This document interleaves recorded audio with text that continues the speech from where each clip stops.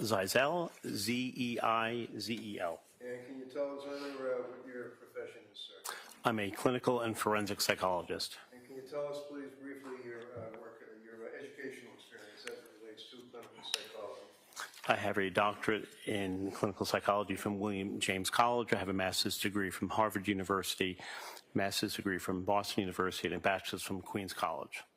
And have you acted in any particular capacity as it relates to a forensic consultant with that educational background?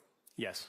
And can you tell us the time frame that you have acted as a forensic consultant? So I've been licensed since 1989. I've worked as a forensic consultant and psychologist since 1993. I've testified in various cases dealing with criminal responsibility for murder trials, sexual offenses, competency to stand trial, mitigation cases, probate matters, matters of dangerousness, prediction of dangerousness. I'm a psychologist for the DEA, the Drug Enforcement Administration, where I deal with critical incidents that occur from agents engaged in various violent episodes. I was a forensic psychologist and clinical psychologist for the State Department, and I was in Afghanistan from late 2007, November 2007 to February 2011 for a period of 38 months, doing debriefings of traumatic events that have taken place, doing trainings, engaged with various governmental and federal agencies, helping with debriefings as well. And have you also been involved for about 4 or 5 years, actually, with the Department of State, Department of Defense? Yes. And what was the nature of that? In those cases, I've done fitness for duty for evaluations of individuals who serve in the capacity of security personnel at various embassies throughout the world. And for example, can you tell us where you actually served in that capacity in other countries? I was in that were involved in wartime? Yes, I was in Cambodia early on 2 separate occasions, part of 2004, part of 2005. And then, as mentioned earlier, I was in Afghanistan. I also did some debriefings in Thailand and Bangkok at the U.S. Embassy there. And in the course of your experience working for the Department of State and all the various other law enforcement agencies that you described as well, do you have a private practice as well? Yes, I do. Have you focused on things such as stress control, post-traumatic stress disorder, battlefield chaos, for example, things of that nature? Yes. Have you focused in your studies or in your involvement as a psychologist with the concept of depression? Yes. Anxiety? Yes. And without going into it, have you also published hundreds of articles as far as psychological matters that you are involved? I have published some, but not many. How about peer review articles? I did not. Now, in this case, sir, have you had a chance or occasion to review the emergence of what we refer to as the coronavirus disease? Yes. When did the coronavirus disease occur in the world? I believe the onset occurred in early 2020. There's some questions and debates about whether it was earlier than that in various parts of the world, but in the United States it affected and impacted most people here in the early parts of 2020. And in your opinion, sir, have you had occasion to review other articles, peer review articles, statistical analyses as it relates to the escalation of the pandemic into a global health crisis? Yes. Can you tell us on the basis that you, what you actually reviewed as far as other peer review articles? I reviewed many of the articles that were published by the World Health Organization, through the UN, through the CDC, Centers for Disease Control's various prestigious journals in the United States and worldwide, namely New England Journal of Medicine, and there have been articles published through the VA where a meta-analysis was done, which is a combining of other journal articles that were written discussing these themes and topics of the psychological sequelae and consequences of the worldwide pandemic. And the meaningfulness of a meta-analysis in a research article is that it makes the sample size a lot larger.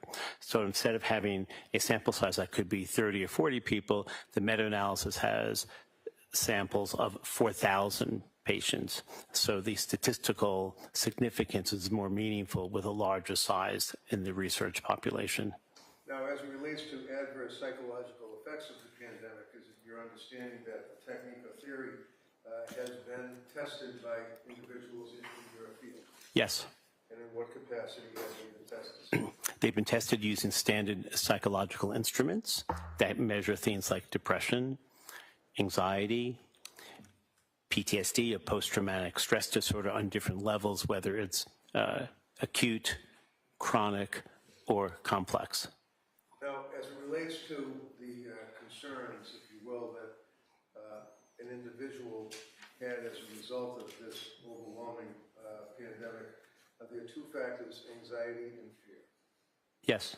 You need to explain that, sir. What is passive anxiety? What is pervasive anxiety? And what, if any, effect does that have on a person's depression? Well, so everyone experiences anxiety. It's part of normal living. The issue from a psychological point of view and a mental health issue is when anxiety becomes elevated to the point where people cannot function in their normal way of dealing with the world on an everyday basis. So when they face challenges and their anxiety is elevated, they end up often having problems figuring things out. There is a cognitive diminishment in it means they can't think straight. People forget things. They have a reduction in their ability to problem solve. Pervasive anxiety is essentially overwhelming anxiety, and that can sometimes immobilize a person where they can't do their work, they can't work at home, they can't go to school, they have problems doing the most simple things, going to the market, trying to make decisions about what food to buy. And the element of anxiety from a treatment point of view has always been easier to manage when there's engagement with other people, because the human condition is a social condition. People are in groups. Healthy people have friends. Healthy resolution for anxiety and depression often requires people to gather with each other. So this becomes particularly problematic when people had to shelter in place and be isolated. Shelter in place means you stay home, you do not go out, you do not subject yourself to the possibility of being infected by someone who may be a carrier of any disease. Obviously, COVID-19 would be what we're referring to, and you don't expose others in case you are asymptomatic, though positive for the disorder. Now, in your studies or in your evaluation of the effect of the pandemic on human beings, is fear a major factor? Yes. That is a mediator of the psychological distress? Yes. What does that mean? What it means is that fear is always the cornerstone of anxiety, because anxiety is often about what is going to be happening around the corner. It's future-oriented. Although people are anxious in the moment, if you speak to people who have panic attacks and significant anxiety, it's about what's going to happen next. So whether you're on an airplane and the flight is fine, it's not the anxious person who worries about what's going on now, it's they worry about what's going to happen the next minute or the next hour. So fear becomes the cornerstone because it's all anticipatory, it's all future related. And that's why when you have a pandemic where the world's leading experts are at a loss to provide guidance and therefore psychological comfort and support for the citizens of the world, it only rotates the dial of that anxiety measure and people become extremely anxious. And we're not referring to just simply people who have a pre-existing mental health disorder of some type of anxiety disorder, but normal people who have never been exposed to these things before, and normal people who are engaged in work and social opportunities where they've always been productive, had meaningfulness, had what we call hope, the triad of hopefulness, hopefulness about the world, hopefulness about themselves, and hopefulness about the world around them and their future. And when you are struggling to make sense of things and you're isolated, it has a synergistic effect where you become far more anxious than you've ever been. And these are for people who generally don't have a great deal of anxiety. That's the hard part.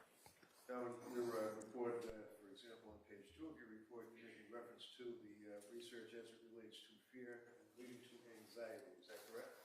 Yes. You cited a study that was performed, looks as though it was March of 2025, actually dealing with the emotional, behavioral, and psychological impact of COVID-19. Is that correct? Correct. Did that study have a statistical analysis of the percentage of people in the population of the United States of America reporting anxiety? Yes, it did. What is the percentage that they determined that to be? That was 30.9%, almost 31%. Now, as it relates to your report, and you're making reference to statistical analyses, for example, is there a known potential error rate that these citations can be subjected to? Yes. What is that? So the issue of error rate is about when implementing testing, what are the consequences of what we call false positives and false negatives. So a false positive is a test where someone scores as if they are having a issue, let's say a health issue, when in fact they don't. A false negative is a test result where someone is testing clean, let's say for a disease or for a virus of some sort, when in fact they are in fact carrying it. The most classic example is the issue of the lie detector, which has a false positive rate of, let's say, roughly 20%. So in other words, people who take a lie detector test appear to be deceptive when in fact they are not. They're just highly anxious. Conversely, people who will seemingly pass a lie detector or a polygraph test appear to be telling the truth when in fact they are not. So those types of error rates are significant because we don't rely on error rates that are very high because they can be misleading and actually inaccurate. You also make reference to the fact that the COVID-19 pandemic, in fact, impacted society significantly as it relates to sadness with a specific association of isolation leading to surge in depressive symptoms as well as anxiety. Is that correct? That's correct. Now, did that also make reference to a statistical analysis of the adults in the United States of America that were reporting these depressive symptoms as a result of the sadness and isolation caused Yes. by the pandemic? That's correct. And what was, as it relates to general adults in the United States, general population as it relates to lockdown?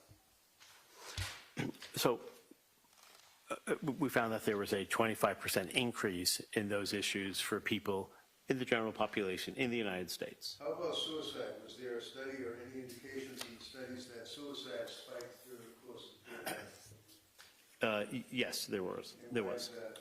Pardon me? Why is that? Well, people who are suicidal often will feel they have no hope and they have nothing to live for. And therefore, in their opinion, a rational way to solve the pain and to reduce the pain is to hurt themselves and to kill themselves. And when you have a disorder or have great worries about having a particular disorder where you feel there's no hope for you, you sometimes think about suicide and have suicide ideations, and then sometimes you act on that. And you indicate that significant percentage of individuals reported negative shifts in their outlook on life, expressing a diminished hope in the future. Is that correct? Yes. You make reference in the study to the PTSD, post-traumatic stress disorder. Is that correct? That's correct. Can you tell us what impact, in your opinion, in the studies that you were able to access in your field, that post-traumatic stress was an offshoot, if you will, of the anxiety and the depression So the baseline for individuals with PTSD is roughly 6 or 7%, depending on the sample size you look at. And it went up to 50% of people being so impaired that they met the what's called the DSM-5-TR, the Diagnostic Statistical Manual Text Revision 5th edition, which is a code book for assessing mental health issues, and it went up to as high as 50%. You also made reference to the fact of the impact of social isolation and reduced social support on a human being as a result of pandemic. What does that mean, and what were your results? The simple definition is that the more you isolate yourself from others, the more difficult it is to function in the world around you. And you habituate or you get used to being isolated. So every day becomes the same. You lose contact with people lose contact with you, you become impaired and depressed and unable to function, and you don't have what we call expectancy, the goal to be able to be productive and to do things. So it's a downward spiral of depression and anxiety and fear. Now, can you tell us, Hunter, whether or not what you've been testifying to and what you researched has been subjected to publication and peer review? Oh, yes, it has been. And basically, what is publication and peer review? Publication peer review is that a journal will accept the presentation of your facts and research, and they look at the methodology involved, and they look at the sample size, and they do a assessment of a qualitative review, meaning do you meet the criteria for good research, and sometimes a quantitative review too, which is the sample size that's large enough. And a peer review is when research articles are shared to other independent examiners who don't know who else has the research articles, and they comment on them, and they make either corrections, or they reject them, or they accept them. You also made reference to COVID-19's extreme demands on individuals, causing what is referred to as a fight or flight freeze and the erosion of rational choice. What is that? So fight or flight is a phenomenon that often occurs in a physiological way. And the best way to describe that is when someone, a normal, everyday, average person, is confronted with either a horrific man-made experience, like a bank robbery, let's say, or car accident, or a natural disaster like a hurricane, or, if you will, maybe a COVID outbreak. And they go into a series of powerful physiological responses. And initially what happens is your brain interprets that information and makes the assessment that this is very dangerous. You need to leave. You need to leave now. And there's a physiological response, a adrenaline shunt. You have excessive powerful energy where you can, although you may have been tired, all of a sudden you have the capacity to get up, to run far distances, to lift heavy weights if something's blocking you to get out of the way, and then you leave the site where you view that you are at risk and you flee. That's the flight part. As it relates to concepts of hyperarousal and intense fear that was created by the pandemic, is it your opinion that it generates impairment of cognitive functions, leading to impulsive and irrational decision-making? Yes, it does. So impulsive irrational decision-making is exactly what it sounds like. You make a decision that's sort of a knee-jerk response. We sometimes look at that as a visceral response, no thinking, just acting. If someone touches a hot stove top, for example, like a small child who's told by their parent, please don't do that, you'll hurt yourself. They don't understand what that means. They may touch that hot stove top. When their hand is on that stove top, they don't have to think, my hand is burning, there's a great deal of pain, what should I do? Without thinking, they move their hand back and they avoid the continuation of pain. And it's a powerful learning experience. We often call that Pavlovian conditioning, or classical conditioning, where you learn powerfully, but your reaction doesn't involve thinking. It just reacts with responding. And that part of the quick response is mediated by a part of the brain called the amygdala, which is the size of a walnut in the center part of your brain. What's it called? The amygdala, and it deals with fight or flight. It deals with rational or amygdala. Welcome. And that's the part of the brain that tells us, or asks the question, is this a dangerous situation or is this fine? If it's a dangerous situation, we become powerfully and acutely aware of what's around us. We pay close attention to things that are going on, and we make a quick decision to either leave or stay. If we make the assessment that there's no reason to be fearful, we carry on with the business and dealing with the vicissitudes of everyday life, just going through the everyday existence.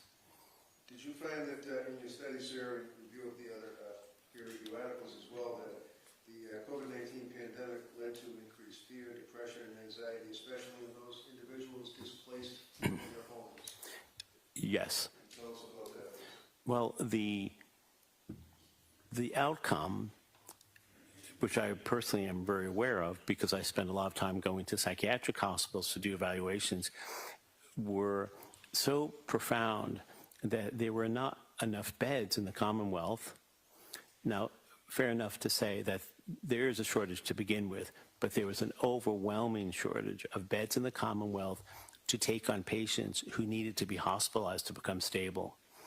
And that's just not in Massachusetts. That's essentially throughout the United States and I believe all over the world, where there were so many impaired individuals who did not know what to do that they needed to go to receive treatment, and the treatment systems were flooded with not just ill people, but people who had psychiatric emergencies.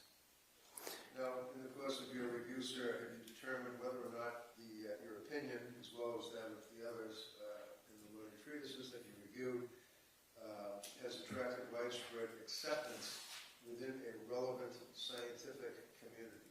Yes, it has. Well, by and large, in the world we were living in then, although it's not that long ago, it feels like for many people so far back, there were many conferences, all remote, symposium, all remote, and meetings of clinicians who work for different agencies getting together to brainstorm on trying to help people. And therein lies some of the changes that we see today in 2025, where telehealth became acceptable, reimbursable from insurance companies, which wasn't the case before, and is a standard way of doing business. And I know as a person who deals with crises, I was often on Zoom meetings.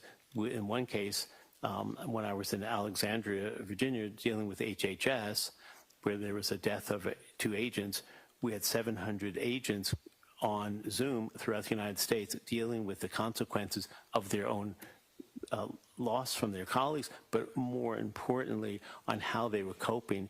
And they were not doing well.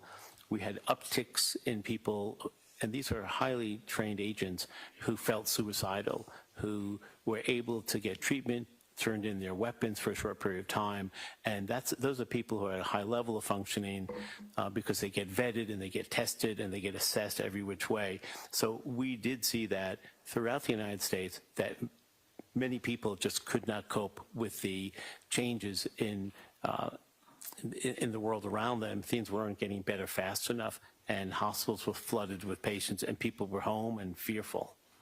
Now, your conclusion would be that it's crucial to acknowledge the profound psychological suffering endured by individuals throughout this pandemic. Is that correct? That's correct. And would you agree, or is it a matter of your review of the peer review articles and your own opinion that there was indeed a significant mental health crisis that was triggered by the COVID-19 demands? I do agree with that, yes. Okay, inquire.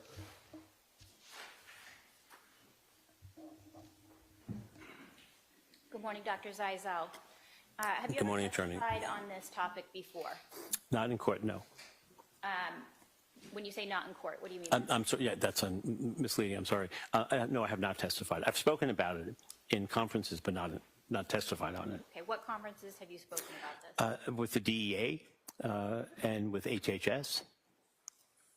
And when you spoke at those conferences, were you speaking about the collective experience of psychological distress that people experienced as a result of the pandemic? Yes, in part, but there were also the practical applications of what to do now going forward, helping agents and agents' families going forward, and it would spread to other areas and other arenas of discord for many of the agents. So how to deal with the anger and frustration that they had, how to deal with parenting of an adolescent who was struggling themselves. So it affected the family from the parents down to the children, and extended beyond not just the stressors, but how to cope with it. And it was oriented not to simply acknowledge the problems that people were having, but to develop some strategies for people to get healthy and to get better. And this article, the conclusions in this article are really about the need for continued treatment, intervention, and support for communities as a result of the pandemic. Is that right? That's correct. Okay.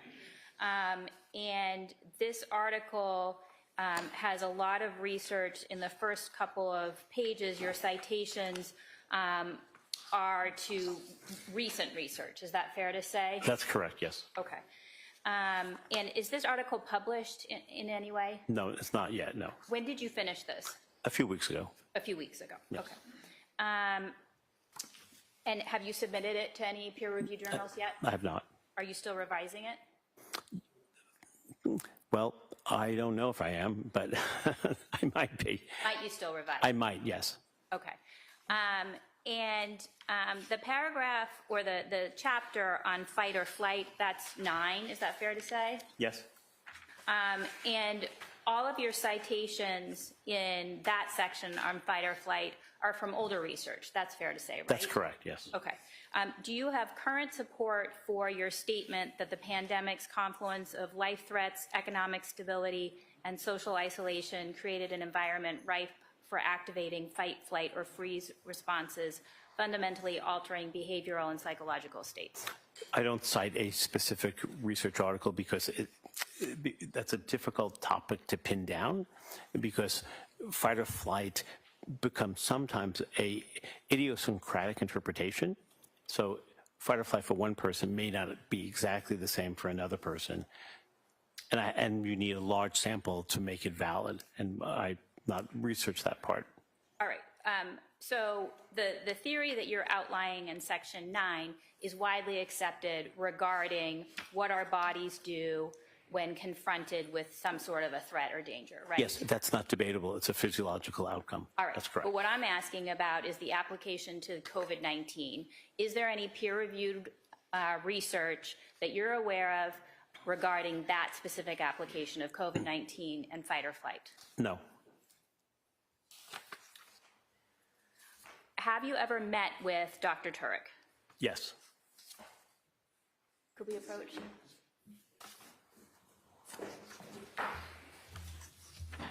Do you have a time period that you would consider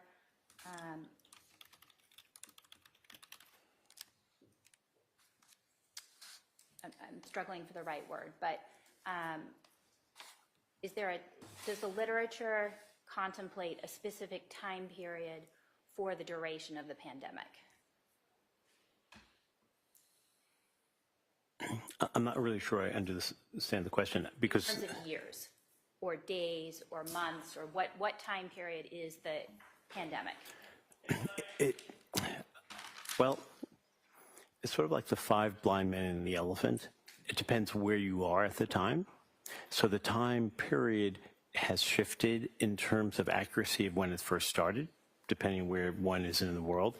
So I don't mean from a medical perspective Okay. about when people were getting sick. What I'm asking for is about the literature that you're talking about, the collective stress or anxiety. What's the time period for that?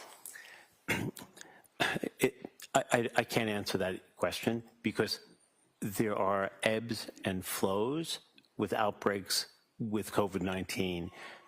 Currently, there's an increase. So it's still technically a major problem. I'm not sure whether it's certainly not as bad as it had been, but there was a period of time where you did not need to demonstrate WHO vaccination cards if you were to travel. Some countries now require that. Some countries have quarantines. So I can't really answer the question because it's still going on. Okay, I want to make sure you're understanding my question. My question isn't about the physiological, medical COVID pandemic itself. I'm talking about the mental health crisis that you're describing. Is that still continuing? It is still continuing because I go to hospitals every week and I hear about it every single week. And I get sometimes tested, depending where you go. Sometimes wearing a mask. It's still going on. All right. Some places worse than ever. Some are shut down. Some units are shut down. It's still a crisis. So in your opinion, the phenomenon that you're describing and the increase in psychological distress is continuing till today? Yes. All right, no further questions. That's all I have. Okay, you may step down. Thank you, Your Honor. That will conclude the proffer, Your Honor. Okay, so Attorney Lascivita is going to resume the stand. She was on at the end of the day yesterday.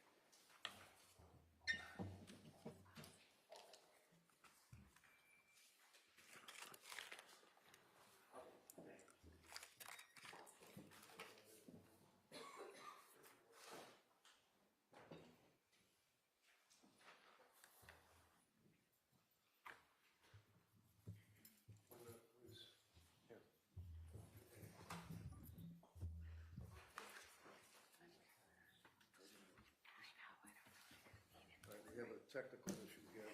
Apparently something's missing from the package. That's all. We're going to be able to find it. May I swear the witness? Yes. Raise your right hand. Do you solemnly swear that the testimony you shall give to the court and the jury in the matter now pending shall be the truth, the whole truth, and nothing but the truth, so help you God? Yes, thank you. All right, welcome back. Thank you. Thank you.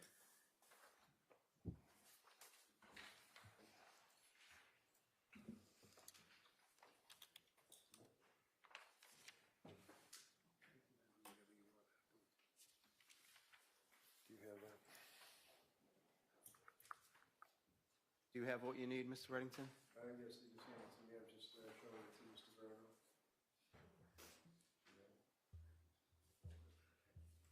Perfect. Good morning. Good morning. Thank you for your patience. Just for the record, tell us your name, please. Mary Lascivita? And you are an attorney and you represented Harry Tuerk, is that correct? Yes, that's correct. Now, at some point you set up a meeting with him in your Denver office, is that right? Yes. Do you remember when that was? The meeting was on January 31st of 2020. All right. I'm going to approach you and show you an email from Mary Lascivita to Harry Tuerk, excuse me. And is that the email that you're referring to? Yes, this is the email where I confirmed that January 31st appointment. What's the date of that? January 29th, 2020. Can you pull that up, Steve, please? Thank you. Now, this is an email that you mailed in the due course of business on January 29th to Harry Tuerk. Is that correct? That is correct.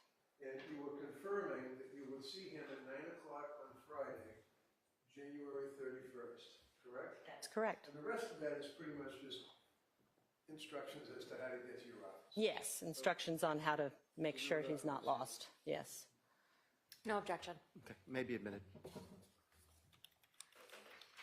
That'll be exhibit 329, Your Honor. Thank you. Thank you. Now, I'm going to hand you something. Do you want to mark 329 first? Of course.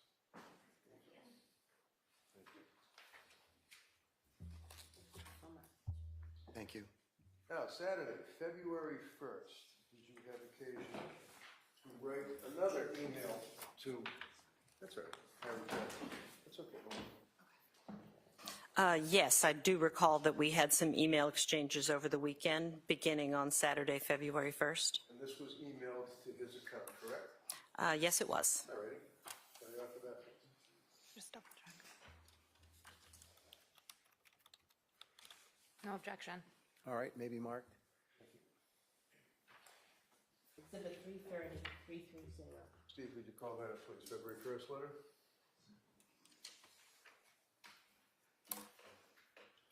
Thank you so much.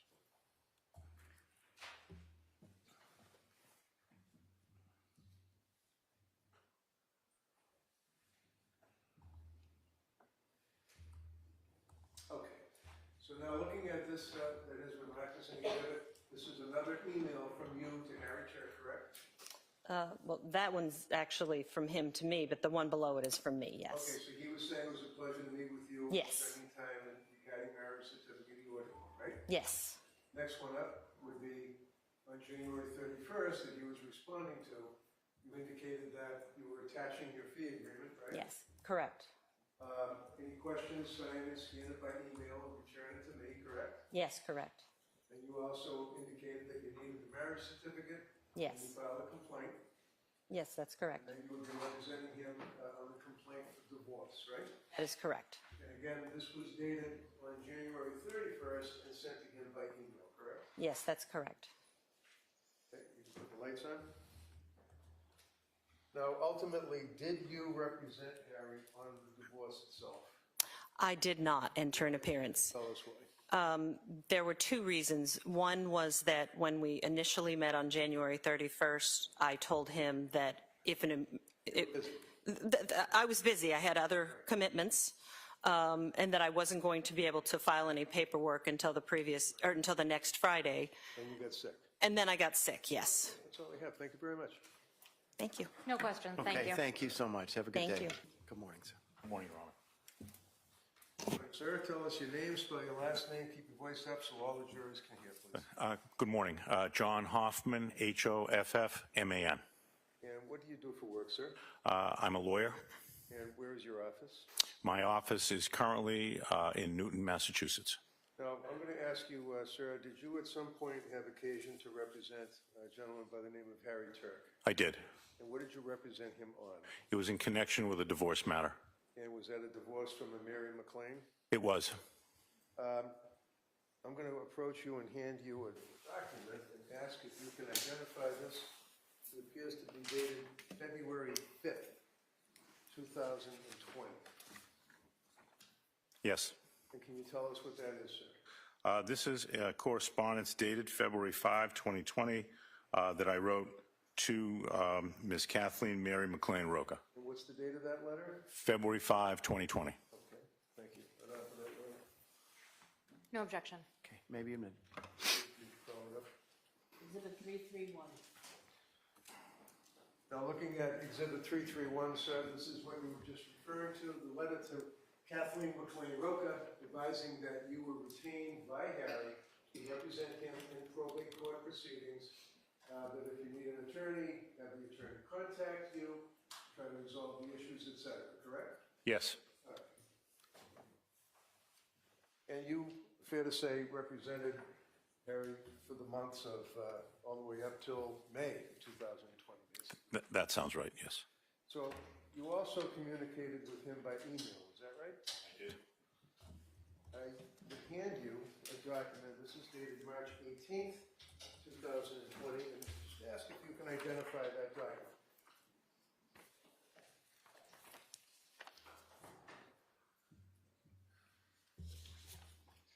Yes, I can. All right, what is that? It is an email from Harry. I'm copied on it. Okay. So this is kept in the normal course of your business, right? Yes. I'd ask this be after, please. No objection. Maybe a minute. Exhibit 332. Call it up, Steve.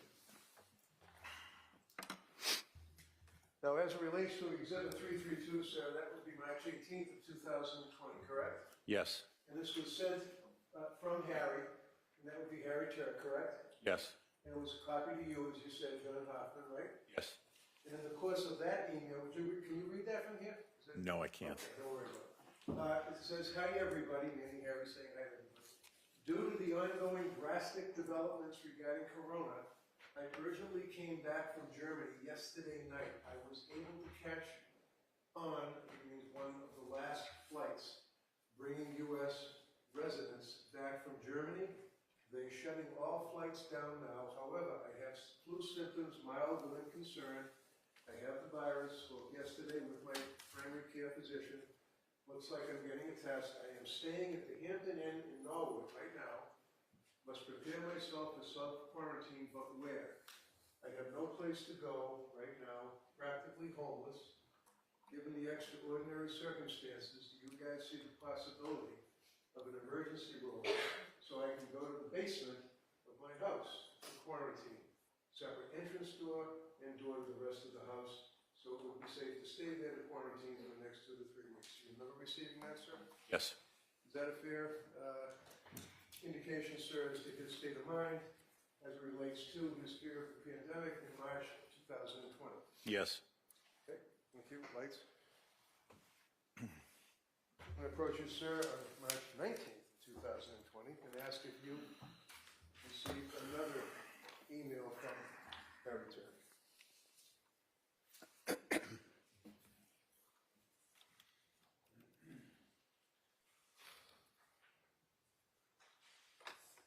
Yes. Okay, kept in the normal and ordinary course of business. Yes. Bradford? What date was that? I'm sorry.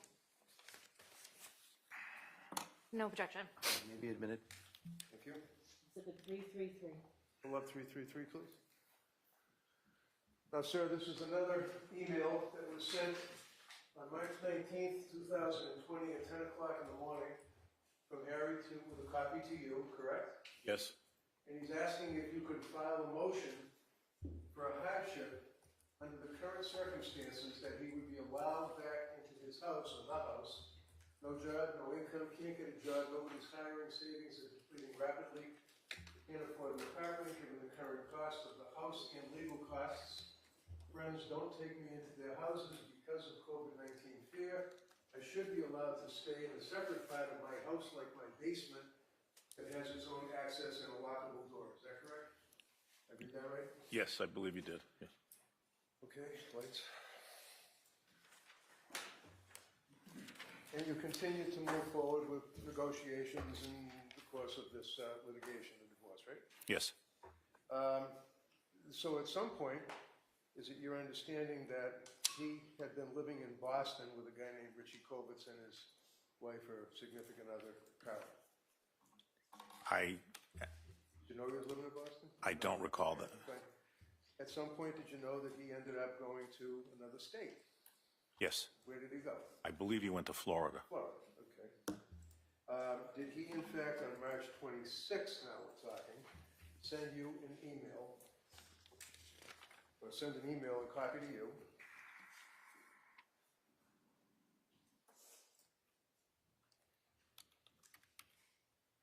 Yes. Okay. And that's kept, again, in the normal and ordinary course of business, right? Yes. So I would offer that. No objection. All right, maybe admitted. Exhibit 334. Pulling up 334. You agree, sir, that this was an email March 26th, 2020 at 4:03 in the afternoon where Harry wrote to John Hoffman, that would be you, right? Yes. On this one, he indicated now, that it's March 26th of 2020, I cannot stay at my friend Richie's anymore. The building is closed, a non-permanent resident. I am on my way to Florida right now. A friend of mine has a camper at an RV park on Rockledge. I'll stay there for a couple of weeks. It's free. You remember receiving that? I do. And then as a result of that, he did move to Florida, right? As far as I know, yes. And then you continued on representing him through the month of April, right? Yes. And at some point, do you recall that he sent you and a couple of other friends or people an email on April 13th of 2020, sir?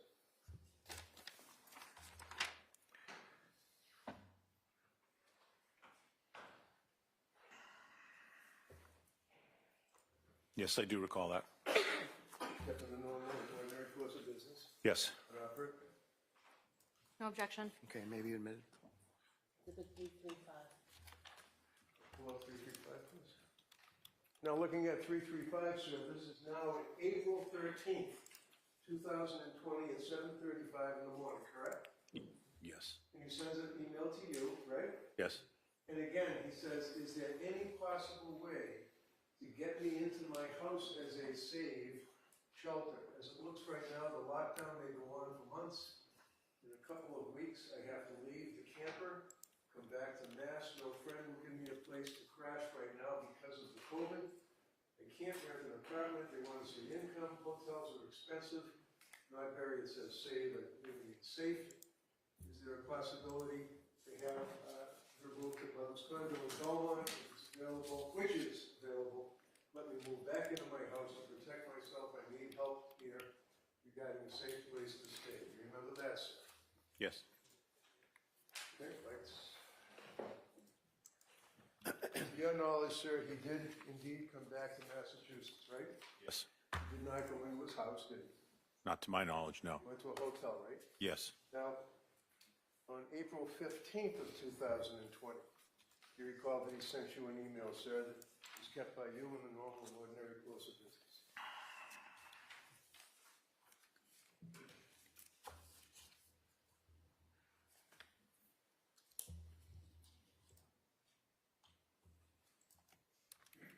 Yes. Thank you, sir.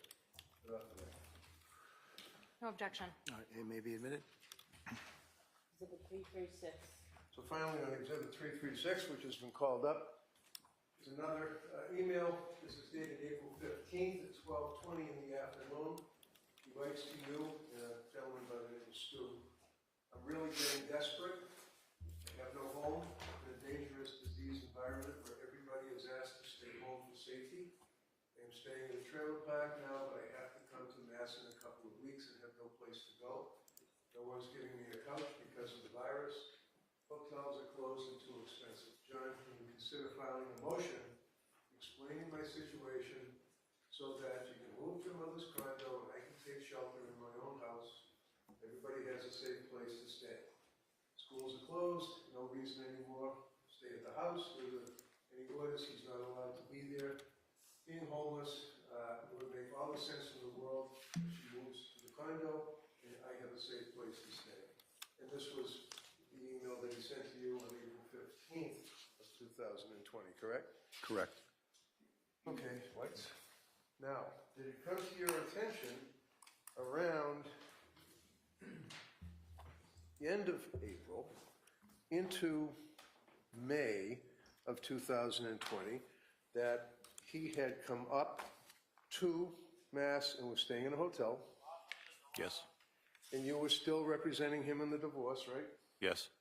And there were some negotiations that were going on between the two of them, meaning McLean and Harry Tuerk, correct? Yes, I believe so. Ultimately, at some point, looking at Exhibit 292, was a deed signed and recorded at the Registry of Deeds. Yes. And you recognize that document, sir? Yes. Can you flip it over and tell us the date that the deed was signed? April 29th of 2020. Okay. So on April 29th of 2020, Harry signed a deed placing McLean as an owner of that property, correct? Correct. Did he also sign, to your knowledge, yes or no, a post-nup agreement? Objection. Sustained.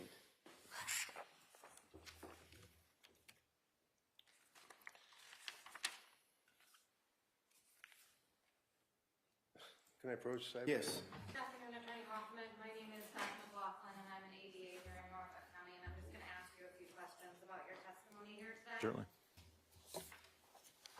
So you stated that you have been an attorney for approximately 47 years, is that right? It's a little less. A little less than that?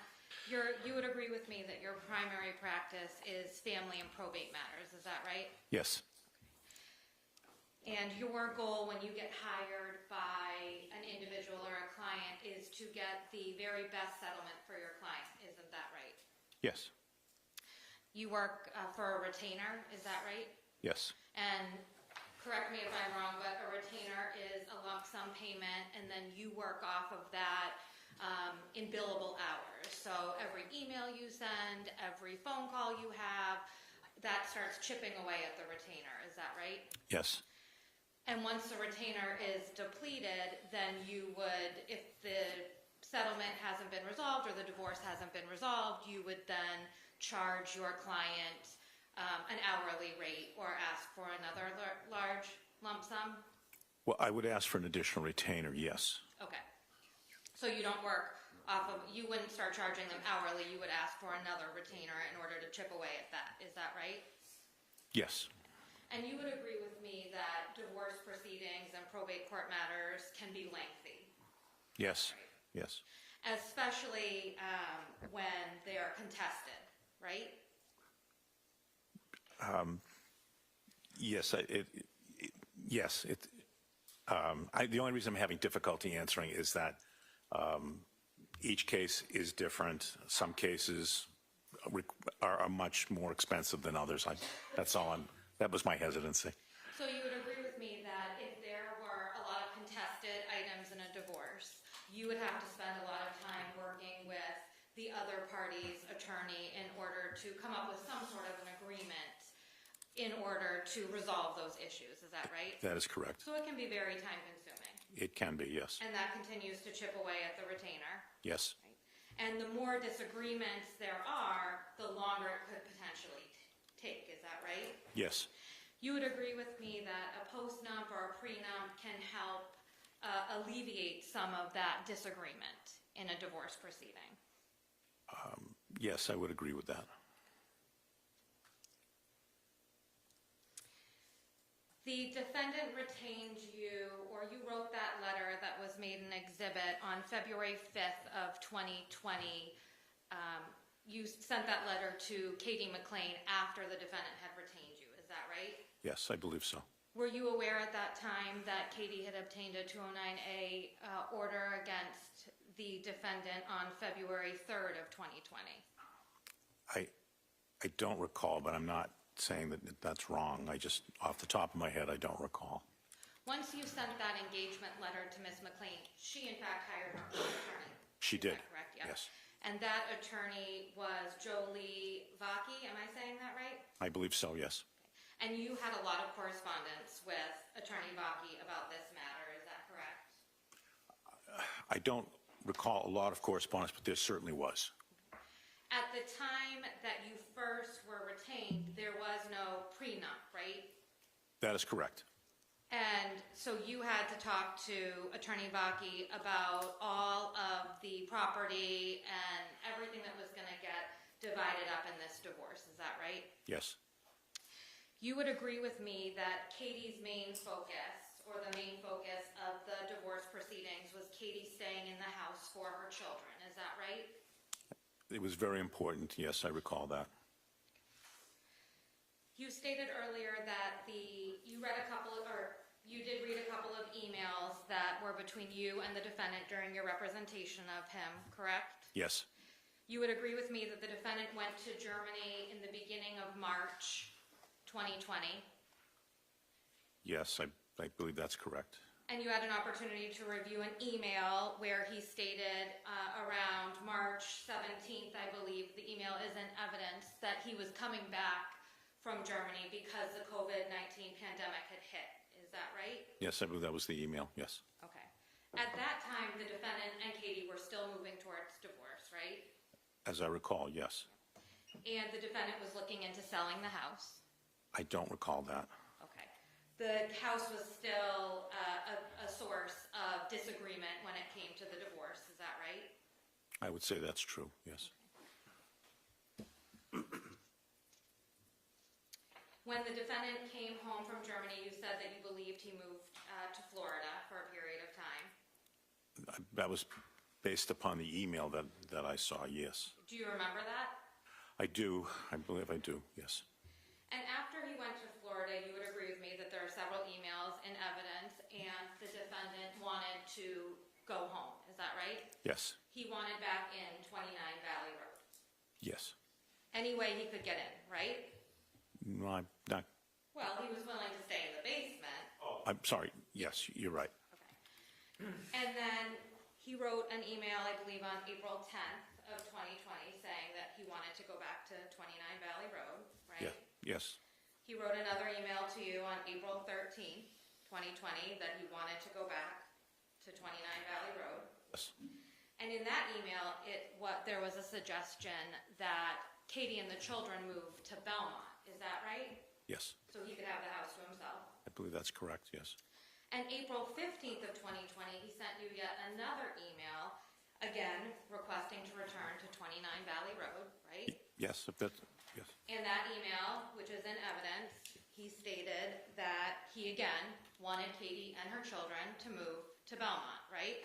Yes. I believe he was talking about how school wasn't in session, so they should have to leave the house. That's right? Yes. And on April 17th of 2020, you sent an email to Katie McLean's attorney, Attorney Vaki, talking about Harry had a change of heart and wanted to reconcile. Is that right?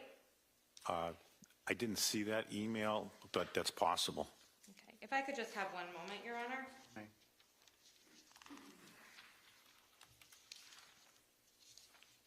May I approach? May.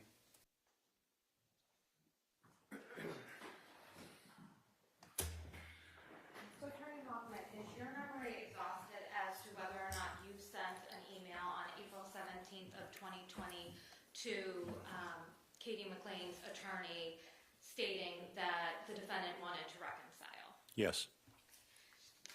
May I approach, Your You Honor? may.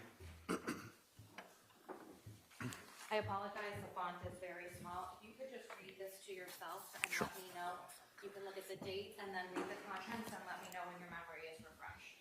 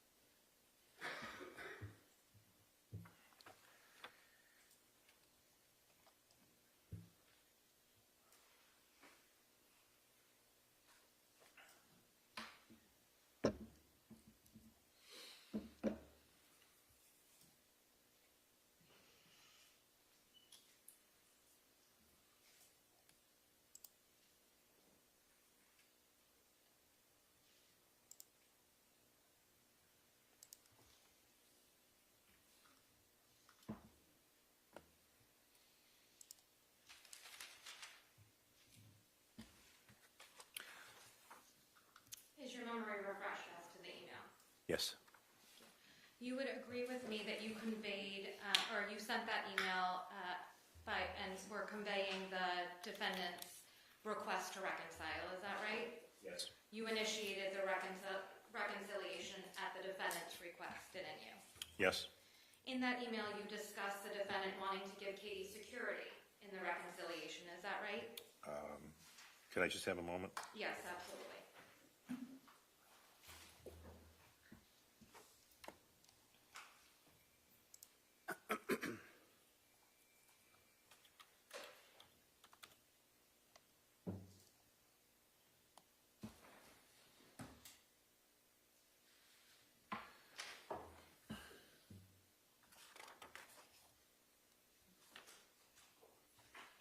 Yes. And If you're referring to, he wants to offer a greater commitment to be engaged in the marriage with the reassurance of her security, that's, yes, and Yes. prior to that, within that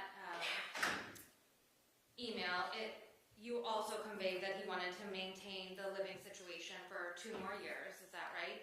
yes, And that was so the kids could have a stable living environment, is that right? yes, That they could graduate from school. yes, You conveyed that this was so Katie would be reassured in her security and the children's security, is that right? yes, And on April 29th of 2020, the defendant signed a quitclaim deed to give Katie and her kids that security, didn't he?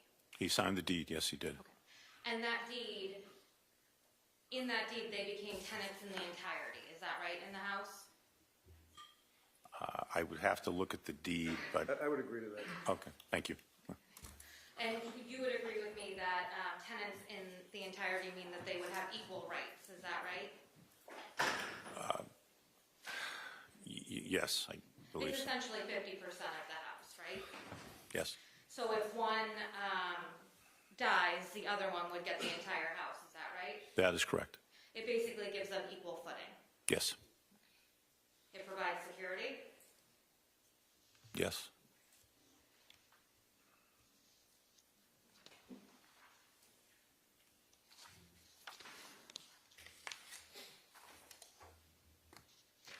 If I could just have one moment, please. Yes.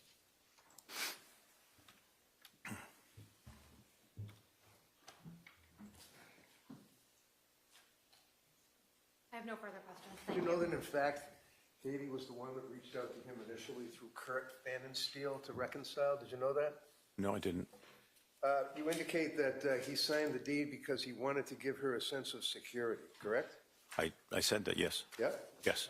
And counsel asked you whether or not the house was a source of disagreement. Do you recall that, sir?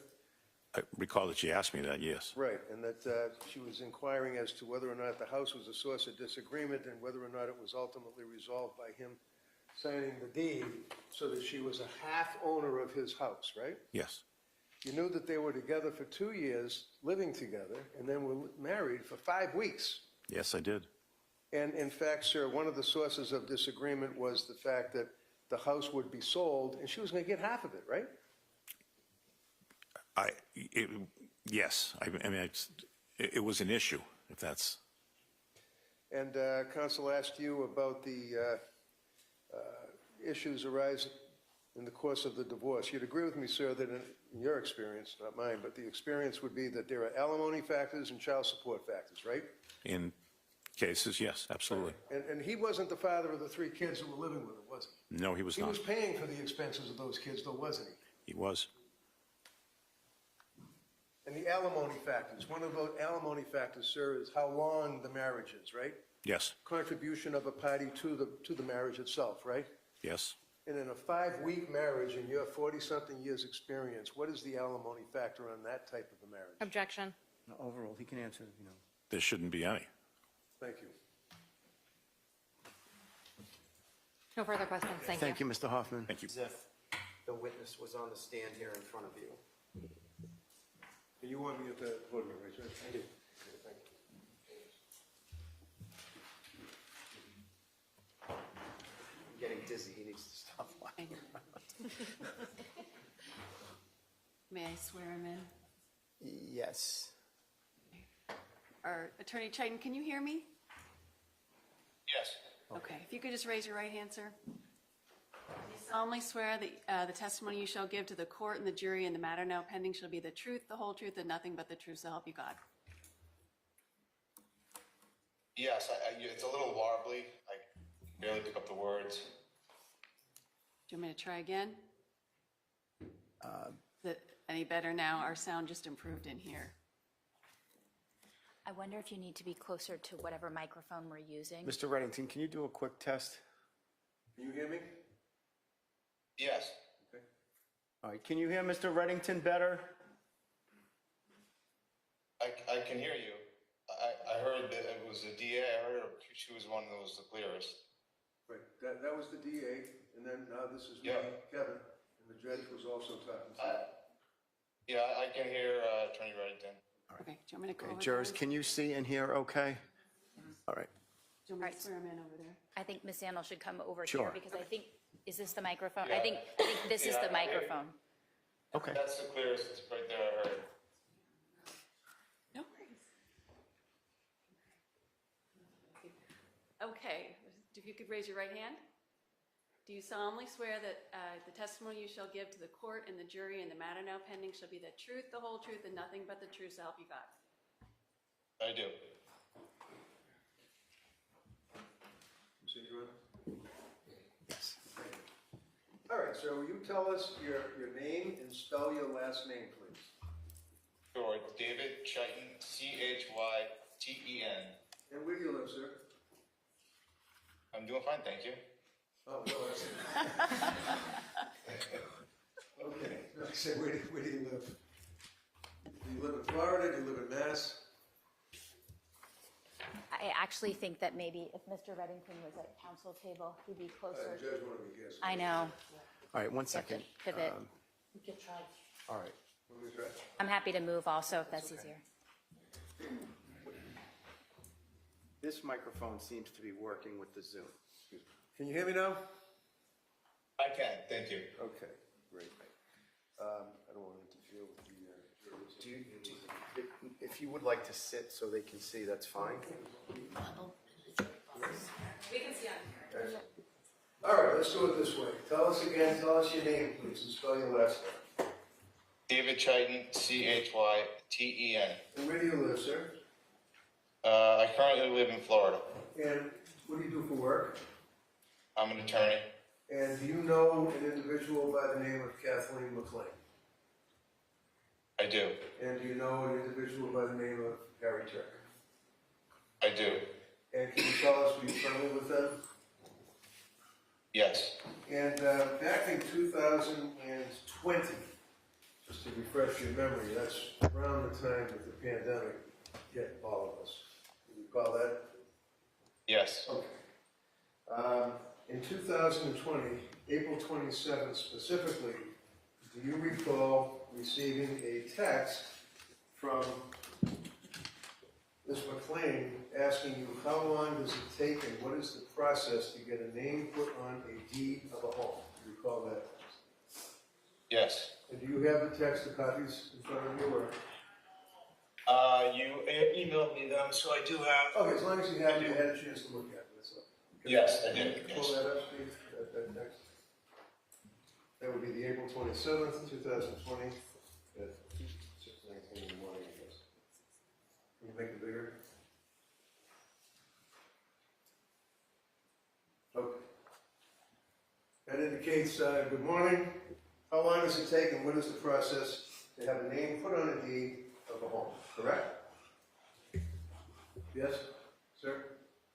Yes. Okay. And that was from Ms. McLean to you, correct? Yes. Looking at April 27, 2020, you can recall, sir, that you received a text from her indicating that she's negotiating, drafting an agreement, that he is apparently willing to sign putting my name on the deed. I need it put on. If he were to die, then his one half is my half. You recall receiving that text on April 27th? Yes. Yes. And then, would you agree, sir, that you're waiting for the attorneys to have the lawyers to draft the agreement of the post-nup as well and the deed, and then that would be given to you to have her sign, correct? No, I was drafting the deed. I had no involvement in the post-up or really any knowledge. Okay. I'm just looking at April 27th text, but, so your response on April 27th, if you recall, was I can draft the deed for you, Harry can take it to a bank, get it notarized, and I will need the original to be recorded, right? Yes. Okay. Do you recall on April 27th, the same day, at 9:22 in the morning, that she then said, and it should reflect me as the sole, SIC, as they say, SOUL, sole owner, if he dies, I believe it means dies, etc., right? Do you recall receiving that? You can pull that up, Steve. Yes. Okay. And then your response was, yes, you will own the property. A husband and wife as tenants by the entirety means if one of you dies, the property goes directly to the other, correct? Yep. Yes.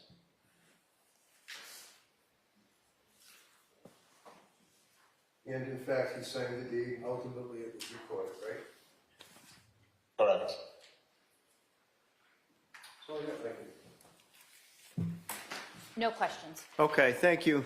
That the testimony you shall give to the court and the jury in the matter now pending shall be the truth, the whole truth, and nothing but the truth, so help you God. I do. Thank you. Good afternoon, doctor. Can you hear me? Okay. One more time? Can you hear me? Yeah. Okay, yeah. Tell us your name, spell your last name for the record. Stephen Vandor, Vandor. And what do you do for work, sir? I'm a physician. And what kind of a physician are you? I practice internal medicine. And you also, on occasion, I guess what's called a PCP, primary care physician? Correct. All right. I want you to listen to my questions when I ask you, and just answer the question that's asked, okay? Okay. All right. Do you know Harry Tuerk? Yes. And how do you know Harry Tuerk? Harry was a colleague when I worked at St. Elizabeth's, Were you also? and I was his primary care physician. All right. Now, you recall when the pandemic struck us, right? Yes. Okay. Had you been treating him for any medical conditions at that time? Yes, without the benefit of records in front of me, I do recall that at the time I was treating him for, yes, a couple of medical issues. All right. One of which was depression? Depression and anxiety are the two that I do remember, correct. All right. And when did you stop treating Harry? Once again, that's difficult with the timing, but it was around the time of the pandemic. But once again, I don't have the records in front of me for the exact time of things. And the records that you're unable to get in front of you, can you tell us briefly why you can't get the records? So unfortunately, the St. Elizabeth's Hospital in Stewart has been in bankruptcy, and so getting records has been, their record keeping has been in disarray, and it's been unfortunately very difficult for anybody to get their medical records from the system at this time. All right, but you made a good effort to get them. Yeah, And you were unable to get them, but you do remember treating Harry, right? correct. That's all I have. Thank you, sir. Hold on, DA might have some questions.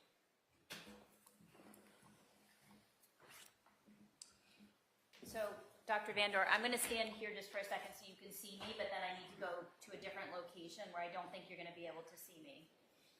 Okay. Otherwise, I'm blocking the jurors, okay? Okay. Okay, so my name's Lisa Beatty. I'm an assistant district attorney here, and I just have a few questions for you. Sure. Okay, now I'm going to move. Mm-hmm. So you said that you were a colleague of Dr. Tuerk's. Correct. How long were you a colleague of Dr. Tuerk's? I don't know exactly. I worked at the hospital since 2006, so Harry came sometime after me. I'm guessing at least about 10 years. Did you refer patients to him? Yes. Did he ever refer patients to you? I don't recall off the top of my head, but it wouldn't be unusual sometimes for friends or family to at times get referred, but I don't remember anybody specifically. Did you consider him to be a friend? Collegial colleague, sure. Okay. And when did you become his primary care physician? Once again, without the records, hard to say, but I'm thinking somewhere 2018, 2019.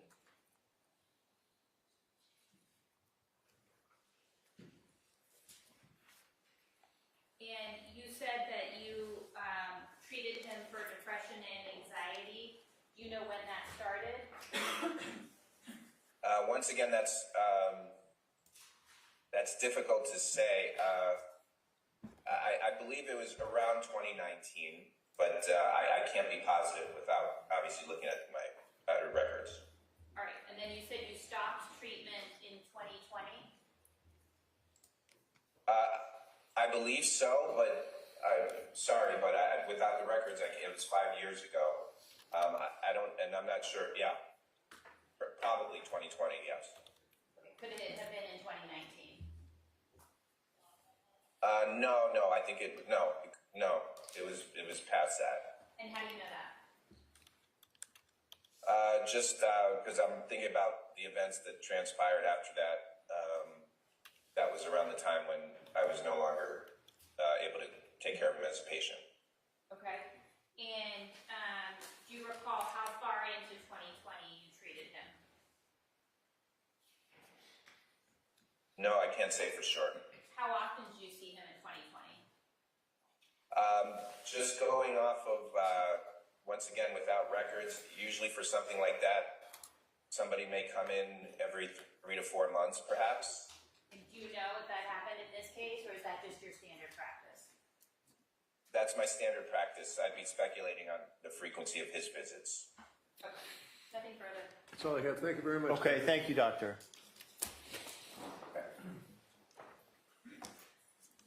All right, so George, we're going to take a brief recess so we can, the next witness, I believe, is going to be by Zoom as well? Yes, All right, Dr. so we're going to Lavasada. try to set it up a little better for everybody. So maybe 10, 15 minutes, witness, Mr. Reddington? Yes, Dr. Elizabeth Lavasada, please. Okay. Yes, I'm here. Dr. Lopez, if you could just raise your right hand.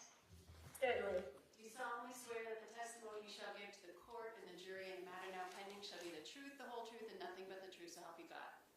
I do. Thank you. Good afternoon, Doctor. Tell us your name and spell your last name for the record and keep your voice up for us, please. Certainly. Dr. Elizabeth Lavasada, Laposata. And what do you do for work? I'm a medical doctor, specializing in forensic pathology, which deals with the specialty of determining causes of death and injury. And have you been working with me on this case of the Commonwealth versus Harry Tuerk? Yes, I have. And can you tell jurors, please, your educational background? Certainly. I graduated from Bucknell University in Lewisburg, Pennsylvania in 1975 with honors and a Bachelor of Science in Biology. I then attended University of Maryland School of Medicine, where I graduated with a Doctor of Medicine in 1979. I did my internship and residency at Johns Hopkins Hospital in Baltimore, where I studied anatomic pathology, which is the study of the diseases of the body. Then I did my 2 years of fellowship training in St. Louis in forensic pathology, which is the understanding of causes of death and injury. In 1983, I sat for my boards in anatomic and forensic pathology and became a diplomat of the American Board of Pathology. Since that time, I've worked as an assistant medical examiner for the city of St. Louis, the state of Delaware, the city of Philadelphia, and 12 years as the chief medical examiner in the state of Rhode Island. In 2005, I opened an independent consulting practice where I review and study cases to determine how death and injury occurred. Thank you. And you're obviously testifying in this case, not in person, but on Zoom, and that is because of a medical condition. Is that correct? That's correct. Thank you. Okay, thank you. You did mention that you're a diplomat at the American Board of Pathology. What does that mean? That means that I trained in anatomic and forensic pathology in my internship, residency, and fellowship programs in programs that were certified by the American Graduate Medical Association as meeting certain high standards for training in those areas. And then I sat for a 3-day examination in those areas and passed, and then became a diplomat of the Board of American Pathology, recognized as an expert in those fields. So is that many times somebody may say that they're board certified? Is that what that means? Yes, it does. So you're board certified in pathology, is that correct? Anatomic and forensic pathology. All right. Now, in reference to this case, can you tell the jury what materials that you had access to that you were able to review? Yes, I reviewed the entire medical examiner file, including autopsy photographs. I reviewed scene photographs. I reviewed police reports, scene investigation reports, and some medical records. Now, can you tell me, please, your opinion to a reasonable degree of medical certainty pathological certainty and anatomical certainty as to your opinion regarding the death of Kathleen McLean? Yes. Can you tell us, first of all, from your review of the discovery and the materials, about the body, where it was recovered and what condition was it in? Yes, there are 2 points in a evaluation like this. First is the evaluation of the cause of death, which is why the body stopped functioning. And then there is the understanding of what changes occurred to the body after death. Okay. And do you have an opinion from your review of the discovery and the materials that you've related as to the circumstances that resulted in the death of Ms. McLean as it relates to the cause of death? Yes, Ms. McLean died from asphyxia due to manual strangulation due to the application of pressure to the neck. And what were the circumstances, if you know, according to the discovery, of the application to the neck of the pressure? There was a argument between the 2 individuals, both consuming beverages. When you say beverages, that would be alcoholic beverages? Alcoholic beverages, yes, thank you. And it's your understanding that there was an argument, and as a result of which something happened in a physical sense? Correct. And what was that happened in a physical sense? From reading the records. Objection, Your Honor. Dr. Tuerk was. Hold up. You have to wait. If the DA objects, you have to wait for the judge to sustain. Okay, I'm sorry, I didn't hear that. Why don't you rephrase it, Mr. Reddington? Sure. Thank you, Judge. So, from reviewing the materials, is it your understanding that there was a verbal argument and that escalated into a physical argument? Correct. And what were the nature of the 2 arguments? Objection. Sustain. Objection. You have to really listen, because if they object and he sustains it, you can't continue on, okay? Okay, well, I really can't hear the objection. I'll listen very carefully. Okay, that's the problem. It must be the language. Why don't you ask her to just pause for a moment before she starts answering? That way you can let her know if there's an objection as well. Yep. So you have, obviously, as you testified, expertise in determining the cause of death, correct? Correct. You examined in your autopsy, or reviewing the autopsy performed by another person, whether or not there was an injury that caused the death or a disease, for example, correct? Correct. Now, in this case, tell the jury, as a result of your review of the photographs, you also had access to the report from the medical examiner, Office of the Chief Medical Examiner, Michelle Matthews, correct? Correct. And you had occasion to review her report, correct? Yes. And based on the autopsy photographs, based on her report and the information that was provided to you, and your understanding of the discovery in the case to date, do you have an opinion as to the circumstances surrounding and attending to the death of Ms. McLean? Yes. Tell us what it is, please. To a reasonable degree of pathological certainty. Yes, the body was found floating face down in a pond. She had last been seen about 12 hours or so before the body was found, so there's some changes to the body from floating for that period of time in the water. Explain that. Then, can you explain that? What do you mean by that? Oh, yes, certainly. So Ms. McLean had changes to her body after death because of the placement of her body face down in a pond and the time that elapsed between her being placed in the pond and the body being found. And what that causes is the body, when it was placed, she was found face down, so her body is in a dead man's float position. And then due to gravitational forces and the gradual breakdown of small blood vessels after death, that position caused some hemorrhages in the back of the neck and in the muscles on the side of the neck, which were small, but due to the post-mortem effect of gravity and the fluids accumulated in the body. So that there were changes after death in the temporalis muscle. There were small broken blood vessels. Can I interrupt you? What is the temporalis muscle? I don't understand. What is it? Temporalis, so the underneath the scalp, if you look underneath the scalp, there are muscles on either side in the temporal bone area.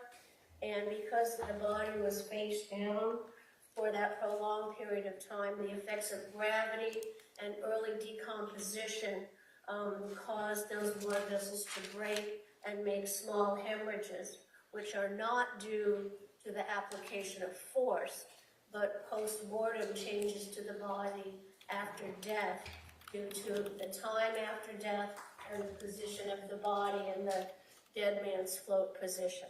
So that's very important. It's your opinion that the observations that you made were as it relates to any, what is the word I'm looking for? Hemorrhages or anything that in the back of the head or the side of the head?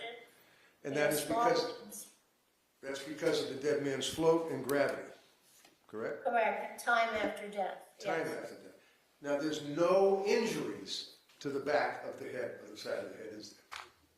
Correct. There's no application of force.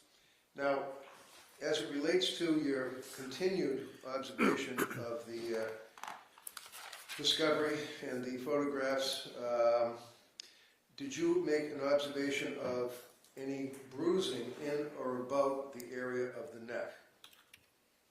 Yes. Tell us where the bruising was in the area of the neck. There was evidence of manual strangulation or application of a hand grasp to the neck with a bruise on the skin that would correspond to the thumb of the assailant, and then a bruise on the skin on the other side under the jaw corresponding to the fingers of the assailant.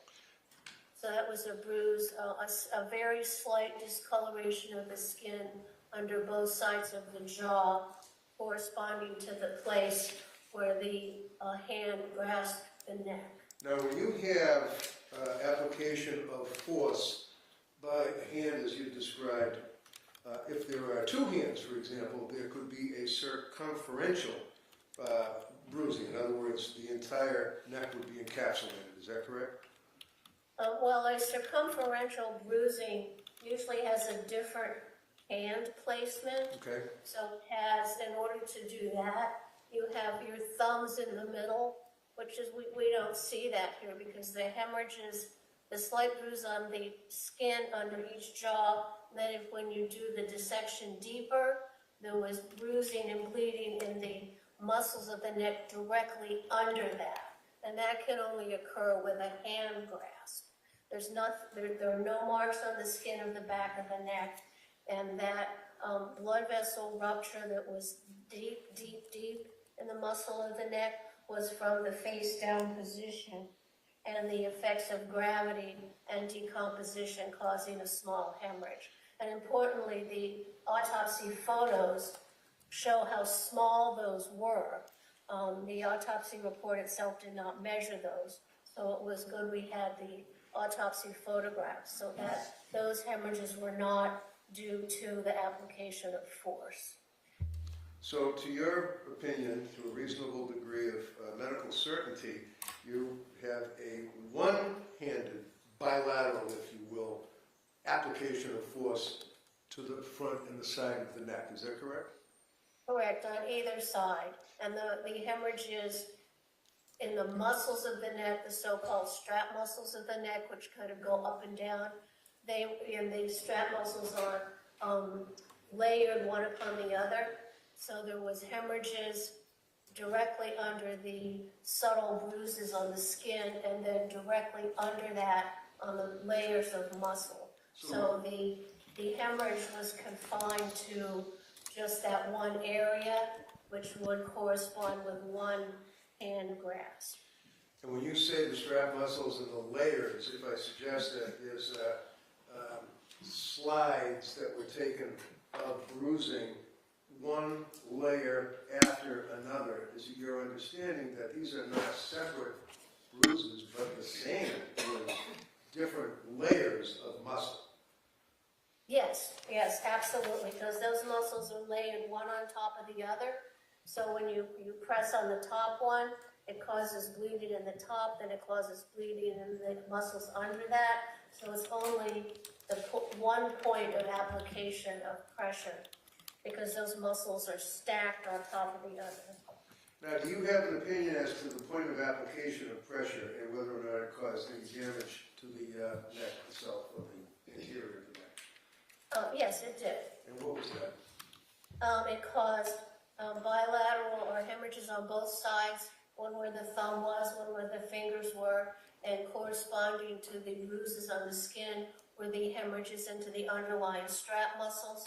Then on the left side, there was a small fracture of the hyoid bone, which sits just above the voice box, and that also is caused from, it's a sign that pressure is applied to the neck.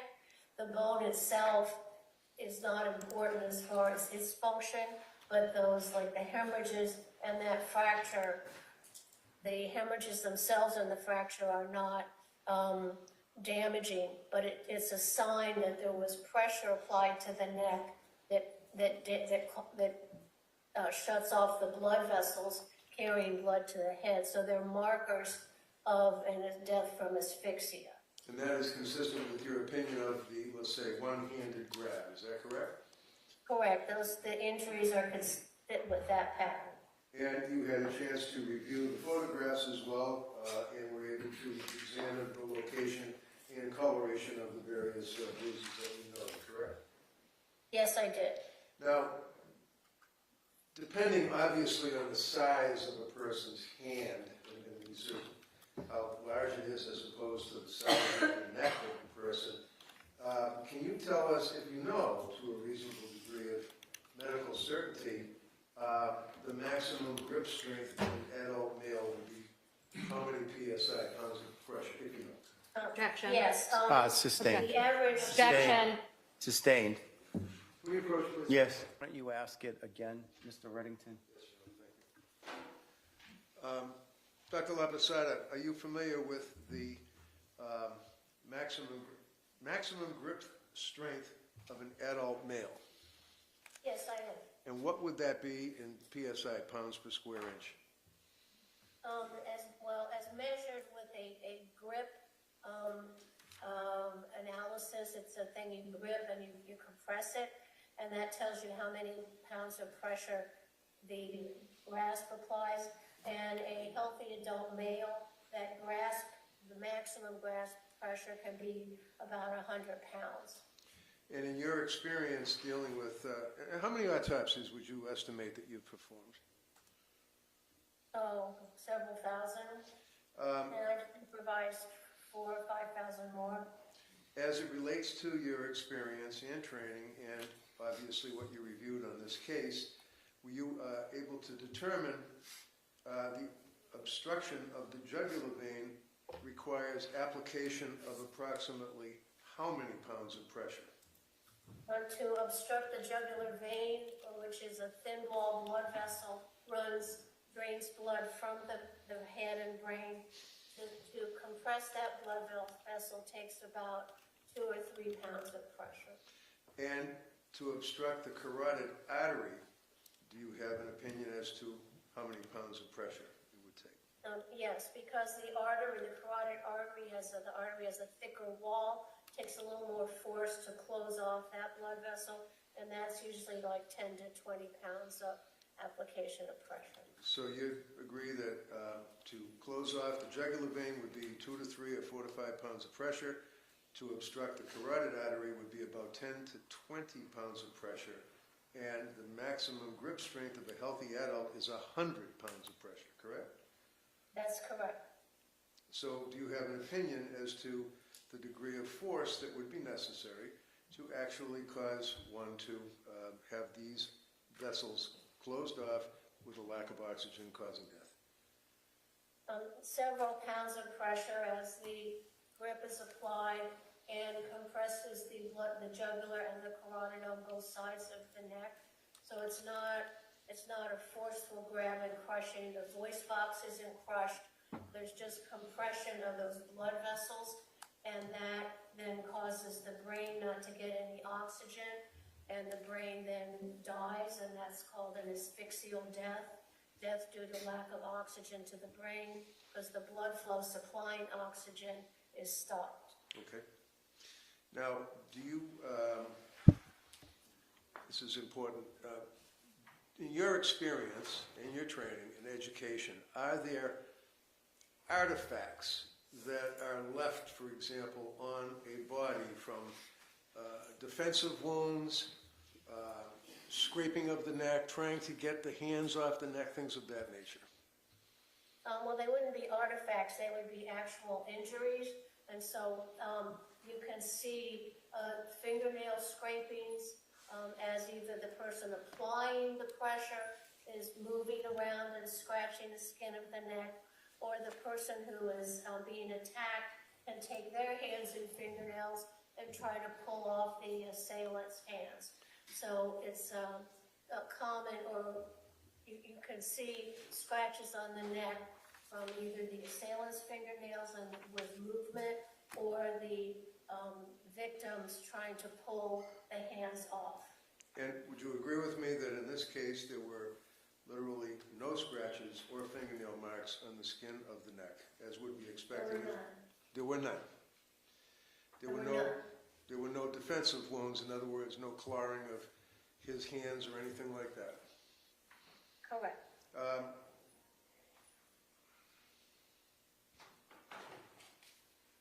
So to a reasonable degree of medical certainty, it is your opinion, if I understand correctly, that there is one forceful application of pressure to the neck without a prolonged struggle resulting in the death of Ms. McLean. Is that correct? That's correct. That's what the autopsy findings show. And finally, many times would you see reapplication of force? In other words, a person would grab somebody and apply force, causing bruising, and then, because of struggle, apply a different area of force to the neck. There's none of that here, correct? No, there's one application of force. There's just the two small bruises on either side of the neck under the jaw. There's no, with the corresponding hemorrhages directly underneath that in the muscles.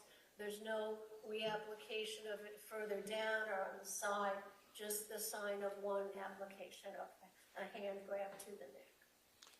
Thank you very much, Tuerk.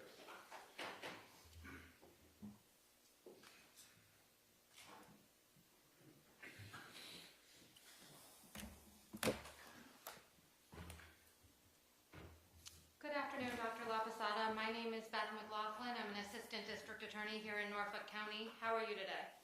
I'm very well, thanks. I'm just going to ask you a few questions about your testimony and about the report that you did. Sure. You testified that you had previously been a medical examiner in Rhode Island for approximately 12 years. Yes. And in 2005, did you stop practicing medicine in Rhode Island as a medical examiner? I resigned my position because they were going to cut my budget, and I didn't feel that I could continue. I've been on call for 24 hours a day for 12 years, and I felt it was time to move on. So I started my own independent consulting practice. And that was in 2005, is that right? Correct, June of 2005. So approximately 20 years ago, you started running your own business? 20 years, wow, yes, that's correct. Okay. So you haven't actually examined a body as a medical examiner in approximately 20 years, is that right? I've done a handful of private autopsies in that time, but when I work on cases such as the case here, I rely on the autopsy documentation as written in the report, the entire medical examiner file, all the autopsy photographs, the scene investigation, witness and police statements, so the entire investigative body of information. And so you haven't, I'm just going to stop you there. Oh, I'm sorry, okay. So you have not performed an autopsy as a medical examiner in 20 years, is that correct? I understand that you've done some private autopsies and that now you review other people's reports and make your own opinions, is that right? That's correct. Okay. And you are now called by defense attorneys to testify in criminal matters, is that right? I am, yes. And those matters include cases that involved autopsies, and sometimes you're also called to review records of living victims, is that right? Yes. And in the cases with living victims, you never actually examine the victim, that's right? When I was in the medical examiner's office, I would examine the patient, the living victim. In my independent consulting practice, I would examine photographs of any injuries of the living victim. So I'm just talking now about your work in your practice, okay? So you do not ever examine living individuals in your practice that you've been doing for the last 20 years, correct? Correct. In your individual consulting. And in cases that involved autopsies, you don't actually perform the autopsy either, do you? Correct. You just read the reports and documents provided by the defense attorney, and you make an opinion based on other people's reports, right? Well, I look at the autopsy report, which is meant to put down findings so any other qualified forensic pathologist would have been right there looking at it. That's the whole purpose of having an autopsy report. Plus, I have to rely on other information that we use to determine the cause and circumstances of death, which is the autopsy photographs, the scene photographs, witness statements. So there's more to examine than just the written autopsy report, but certainly that is part of my examination. So you're basing your opinion on other people's reports and photographs, is that right? Correct. Okay. And you get paid in order to review these things, don't you? I get paid for my time, yes. And you get paid an hourly rate? Yes. How much money do you make an hour? Let's see, I think we charge $4.75 an hour. $475 an hour. And you've been working with Attorney Reddington on this case, correct? Yes. And you've reviewed documents. You talked about them earlier. You reviewed the report of the medical examiner, correct? I did. I reviewed the entire file, yes. Okay. And photographs, you said? Correct. And police reports? Yes. And Norwood Hospital records? Yes. Approximately how long did that take you? I can't tell you right offhand. Probably several days if you put all the time together. So how many hours do you think that is? I can't give you an estimate or an exact time. Maybe 16 hours, maybe 10, maybe 18. So approximately how much money have you made reviewing this case as well as doing your report and testifying here today? I really don't know. I haven't. My assistant usually sends out the invoices. So you have no idea? 10,000, 20,000, 30,000, what do you think? Well, maybe 5 to 8. That's just a guess. $5,000 to $8,000 at $475 an hour. And in turning your attention to this particular case, you did not examine the body of Katie McLean, did you? I examined the photographs and the autopsy report. So that's a no. Is that right? No, I did not. I think we know I did not do the autopsy. Okay. And you said that you reviewed pictures from the autopsy. Are you aware that there were 2 sets of photographs from the autopsy? I think I saw photographs that were from the medical examiner's office and the police. And you said that you reviewed photographs from the scene, that's right? Correct. And are you aware that there were 2 sets of photographs from the scene? I don't remember how many sets there were. Did you review all of the photographs from the scene? I reviewed all I had, of course. Did you review pictures of the defendant? Yes. And you understand that there were 2 sets of photographs taken of the defendant, is that right? I don't know how many, quote, sets there were, but I reviewed photographs of him. There was 1 set from the cell phone of Sergeant Kutkowski. Did you look at those? I don't recall. Well, objection, she's going to review the discovery that I get from the DA and I provide to her. I don't know about Kutkowski. Overruled. She may answer it if she knows. Do you know if you reviewed the cell phone photographs that were taken during the defendant's interview? I reviewed photographs of his injuries. What about the crime scene services photographs that were taken of the defendant? Did you receive those? I'm not sure who took the photographs, but I saw photographs of the scene where he was found and photographs of him. And you would agree with me that the police have professional grade cameras, is that right? Objection, how's she going to know that? I would imagine. Overruled if she knows. I'm sorry, you said you would imagine? I'm not familiar with what sort of cameras they have. And you're saying that the defendant did not have any defensive wounds on his body? I didn't say that.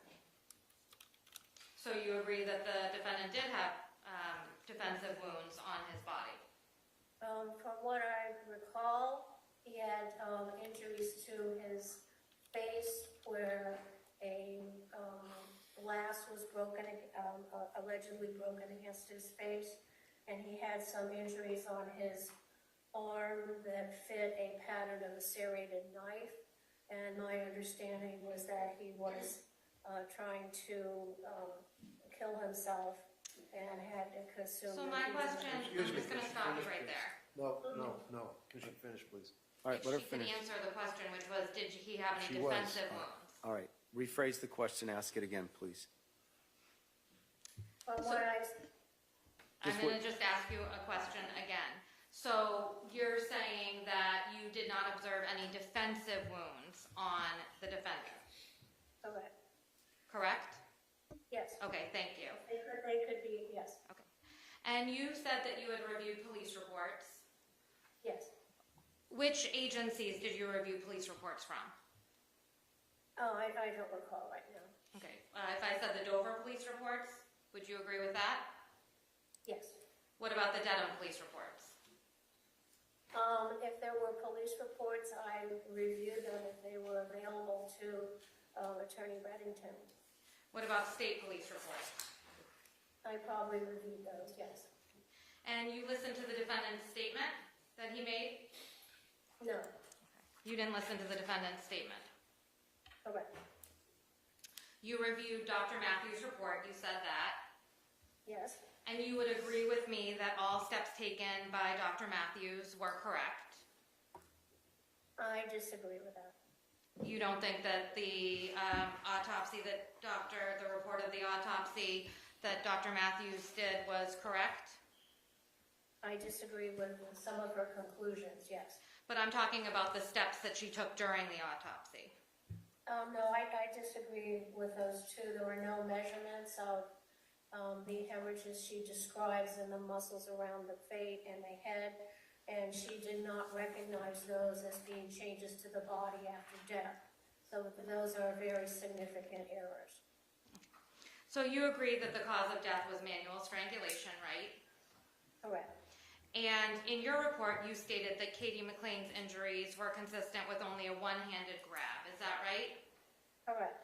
And you said that primarily because you showed us here today that the one-handed grab would cause bruising from the thumb and the forefinger on her neck. Is that right? Well, not just the forefinger, but the rest of the fingers, yes. So looking at the injuries on her neck, those are what we call a pattern injury, which means they correspond to something. So the injuries that I saw corresponded to one application of force on either side of the neck, under the jaw. Okay, but then when you were talking about the two-handed grab, you put your hands out like this, and you would agree with me that the two thumbs could hit right where you're saying the two bruises were, right? Well, only taken in isolation. But you have to look at the bruising then underneath and see how that corresponds to the changes on the skin surface. So we know that there was not just one pinpoint of like one thumb, but there was the hand grasp. But it's possible that where you're saying the two bruises are, they could be from thumbprints from a two-handed grab, isn't that right? No.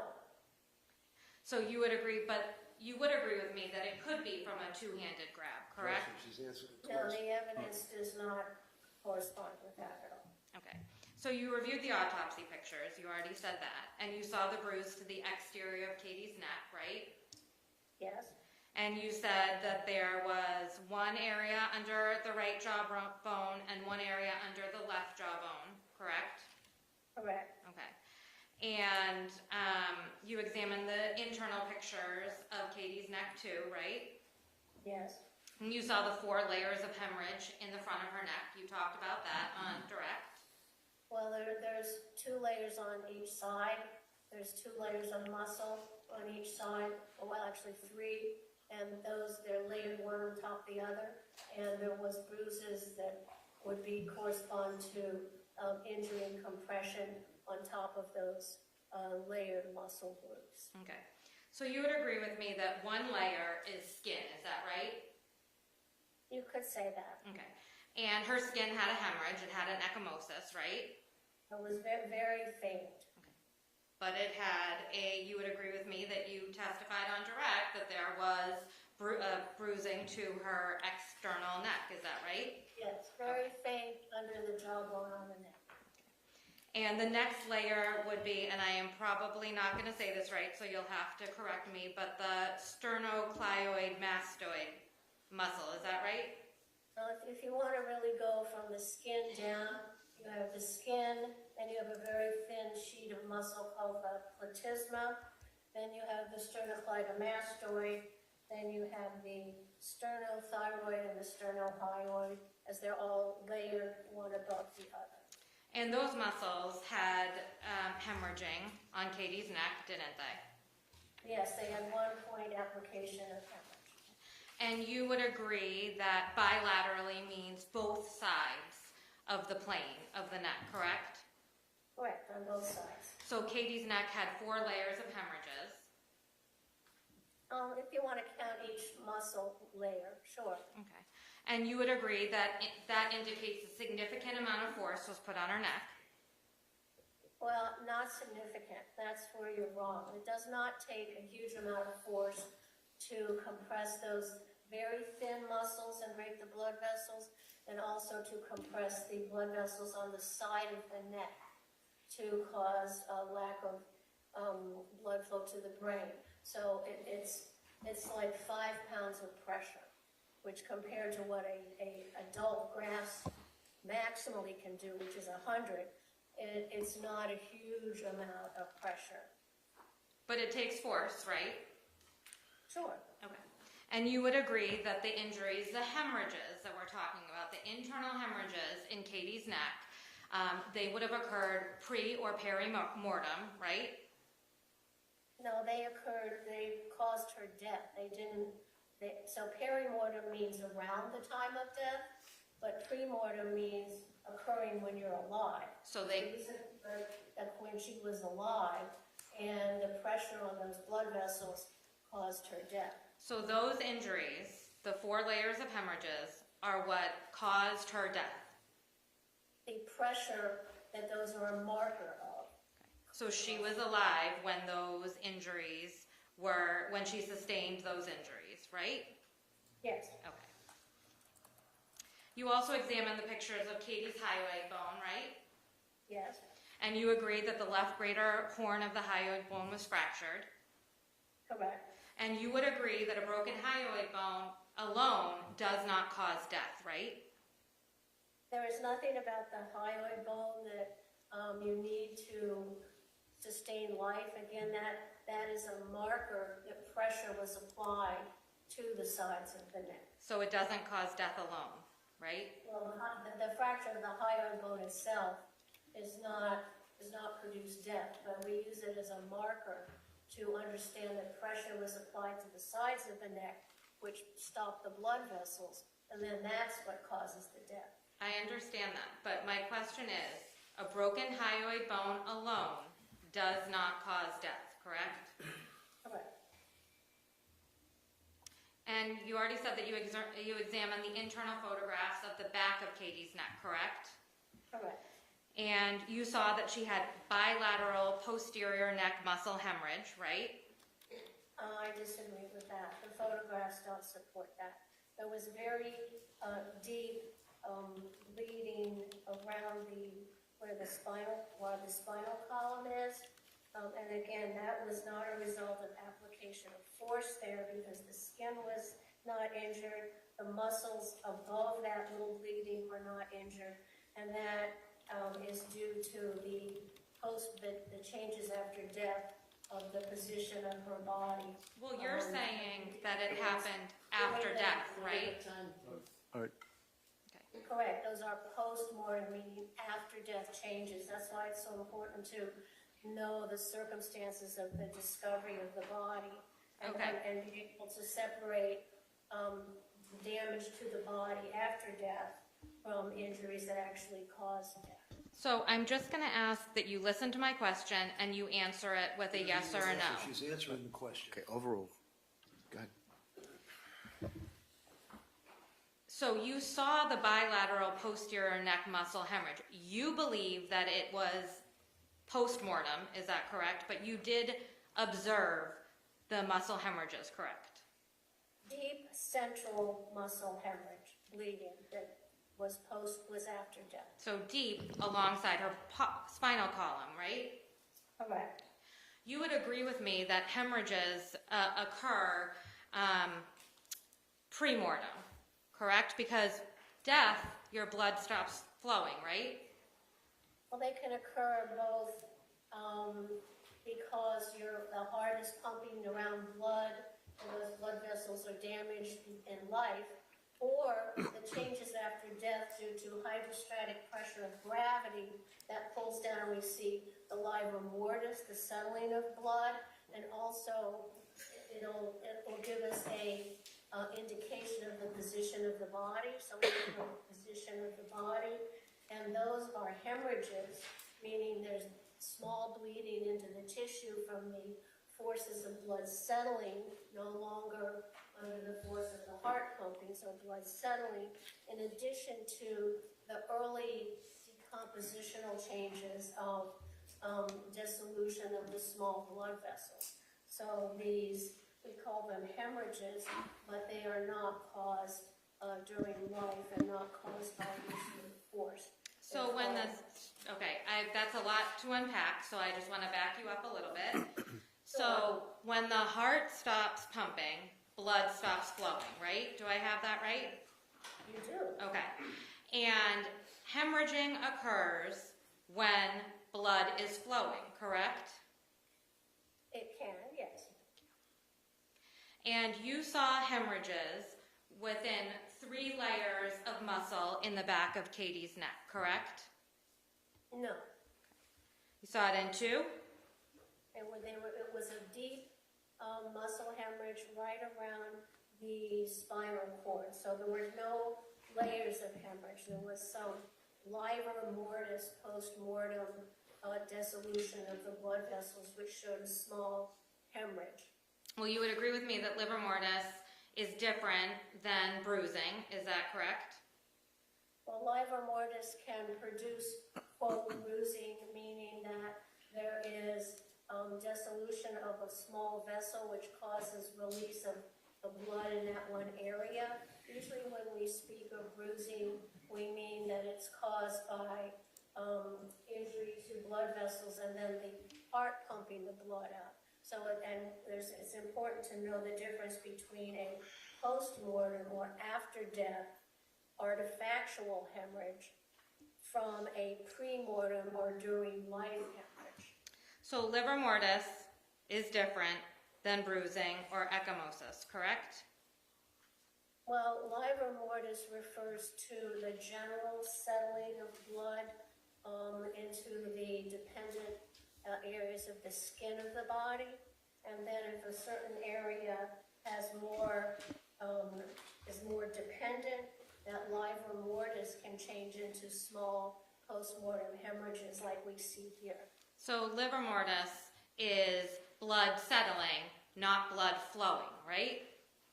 Correct. Okay. So you would agree with me that you talked about the deep layer of blood in Katie's spinal cord. You said it was right down, all the way down into her spinal cord, right? No, not to her spinal cord, to the bone. It was very deep, a very small breakage of blood vessels through the position of the body after death, unrelated to any trauma during. Well, I'm not asking you what it's related to. I'm just saying that you saw it. You're saying that it was deep in the spinal cord, right? You would agree with me that that's through layers of muscle. No, it was, the layers of muscle were uninjured, and the back of your neck has a lot of very thick muscles, and those muscles showed no injury. The skin of the back of the neck showed no injury. There was a small amount of postmortem hemorrhage deep above the spinal vertebral bodies due to the postmortem time after death and the position of the body. So Katie had hemorrhages into the deep area of her neck, is that right? And she had bilateral injuries in the back of her neck as well. I understand that you're saying that they are from post-mortem injury, but I'm just asking you, you would agree with Dr. Matthews that there was bilateral injury on the back of Katie's neck, is that right? I disagree with that. Okay. We interpret it as an injury, and that's an error. You also talked about the injuries to Katie's head, right? Yes, again, those are post-mortem. So I'm not asking you what they are, I'm just asking you if you saw the injuries to her head. There were small areas of blood vessel disruption in the temporalis muscle, which is under the scalp on either sides of the head. They were extremely small, less than 1/2 inch. But there were injuries to Katie's head, correct? No, they're not injuries.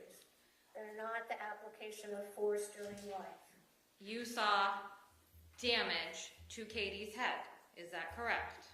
There was post-mortem changes, as I said, they were not caused by any injury during life. I'm not asking you how they were caused, Dr. La Posada. I would really like it if you could just answer my question, yes or no. Attorney Reddington will give you an opportunity to explain. I'm asking you yes or no questions. I'm just asking that. Well, if I can answer yes Once, or no, there's 3 people talking at the same time. So ask the question again. You would agree that there was damage to Katie's head, yes or no? no, You didn't see any damage to Katie's head? there was not damage that was occurred during life. I'm not asking you that. I'm asking you if there was damage to Katie's head. Well, that's the best way I can answer Okay. that. You would agree that the damage in Katie's head was bilateral, correct? There were small bleedings on either side of the temporalis muscle. So that's bilateral, right? Right, on either Okay. side, correct, right and left. And you would also agree that they go into the cerebral cortex of her brain. No, that's not correct. There was also some settling of the blood in the subarachnoid area of the coverings of the brain, again due to the position and the time that she was in that position after her death. And again, I understand that your opinion is that the injuries to Katie's head were post-mortem. However, you would agree with me that they are also consistent with blunt force trauma, correct? No, absolutely not. Absolutely not. You stated that Sustained compression of both sides of the head can produce unconsciousness in an average of 10 seconds. Is that right? Sustained pressure to both sides of the neck to compress the blood vessels that we discussed earlier. Okay. Yes, So you would agree that that can happen in the average of about 10 seconds? correct. And unconsciousness does not mean not breathing. Is that right? Correct. Because the manual strangulation has nothing to do with the airway. The airway is unobstructed. It's a blood flow problem. So when you're unconscious, you can still be breathing, right? Correct. And you agree that although you say an average of about 10 seconds, it could be longer, depending on the person, right? That would be an average. I've had cases where it's been 3 seconds, sometimes longer. It depends on the exact particulars of the interaction. So it could be longer, is that right? That's what I'm hearing? Okay. You also said that death can follow within 4 to 5 minutes, right? Correct. And you would agree with me that not all strangulations lead to death, right? Correct. Okay. And that when breathing and blood flow resumes, lives can be saved, right? Well, again, the manual strangulation doesn't cut off the airway, but people certainly survive attempted strangulations. Okay. And medical care could help facilitate breathing to resume, is that right? That's possible. And if a person was brought to the hospital, a tube could be placed to help with any obstruction with the breathing, right? Well, there is no obstruction. Okay. Once the pressure is released, right? I don't understand your question. Okay. CPR would be helpful to resume breathing, isn't that right? Well, it depends on the case. If somebody's dead, you can't always resuscitate them. But you just testified that not all strangulations lead to death, right? Correct. So if CPR was done, it could resuscitate a person after a strangulation, correct? Depends on the case. It's possible, correct? Possible. Yep.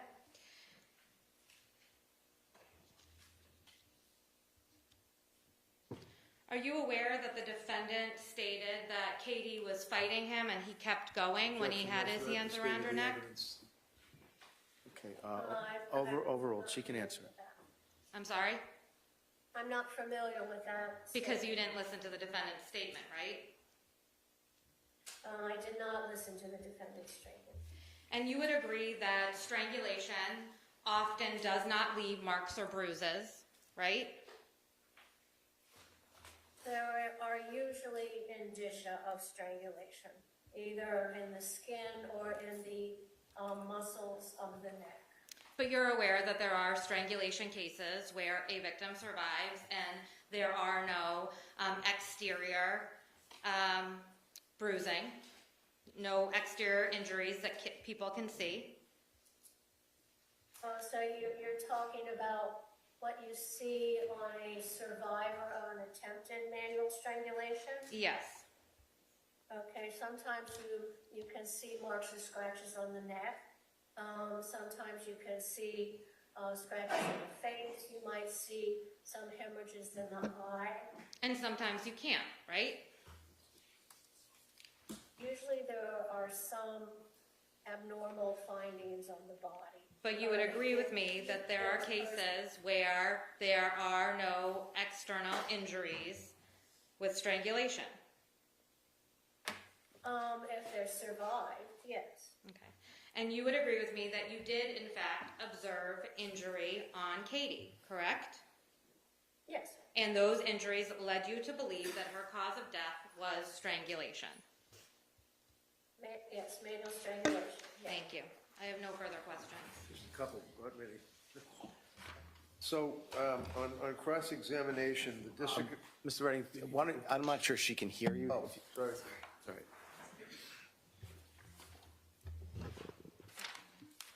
Okay, can you hear me? I can hear you. Okay. District Attorney asked you questions about the fact that you get paid money for your testimony here today, $475 an hour, as you're charging me apparently on this case, correct? I get paid for the time I spend working on the case. Exactly. I don't get paid for any particular conclusion. And it's pretty much a given that in this case, in this courtroom, pretty much everybody that has anything to do with this case, defense attorney, prosecutor, judge, cops, anybody is getting paid for their time in this trial. Is that correct? Objection, Your Honor. Overruled. She can Well, answer. it's their job like it's my job. And the fact that you are getting paid after all of these years' experience and that you're charging $475 an hour, is that going to sway your testimony so you would be less than candid to this jury? Of course not. Go ahead. Thank you very much. Nothing further, thank you. Okay. Good afternoon, Doctor. Tell us your name, spell your last name for the jurors, and keep your voice up so everybody can hear you. Paul Zeisel, Z-E-I-Z-E-L. And what do you do for work, sir? I'm a clinical and forensic psychologist. And can you tell us your educational background in that degree? I have a doctorate in clinical psychology from William James College. I have a master's from Harvard University, a master's degree from Boston University, and a bachelor's degree from Queens College. And can you just briefly share with us your work experience? Have you worked as a forensic consultant? Yes, I've worked as a forensic psychologist and consultant since 1993. Who have you been attached to, or who have you worked for as a forensic consultant? So I have been retained and worked for various district attorneys' offices throughout the Commonwealth, with the exception of Nantucket County. I've worked in every DA's office. I work for defense counsel who represent respondents. I'm here in the capacity of an expert today to see if I can be helpful to educate the jury for the defense. And in reference to that, sir, when you say forensic consultant, what does that actually mean? A forensic consultant in psychology is a psychologist who's trained as a clinical psychologist and works with the integration of legal matters. So whenever there is an individual who may be engaged in perhaps criminal activity, where there's some mental health concerns, someone like me who has a understanding of major mental illness can make recommendations pertaining to how an individual may understand the charges against them, if they understand them at all. And that refers to competency, as well as being able to render opinions about other things, such as criminal responsibility, which is often known as not guilty by reason of insanity. Now, in that capacity, sir, have you also consulted or been a consultant to the Department of Correction as it relates to people that are sexually dangerous persons? Yes, I probably have done about close to 800 or 900 cases of risk assessment for sexual dangerousness, rendering opinions about who is likely to be dangerous, who's not likely to be dangerous, and what the research variables are that point in either direction. You're familiar with psychodiagnostic evaluation, sir? Yes. And in that capacity, have you had occasion to consult as well with a number of law enforcement agencies? Yes. Have you consulted with, for example, the DEA, Drug Enforcement Agency out of Washington, D.C.? Yes, I'm a psychologist for the DEA, the Drug Enforcement Administration, representing their 19 New England offices. So, in other words, if somebody was a DEA officer and they had some type of trauma in one of those 19 offices across the country, you would be...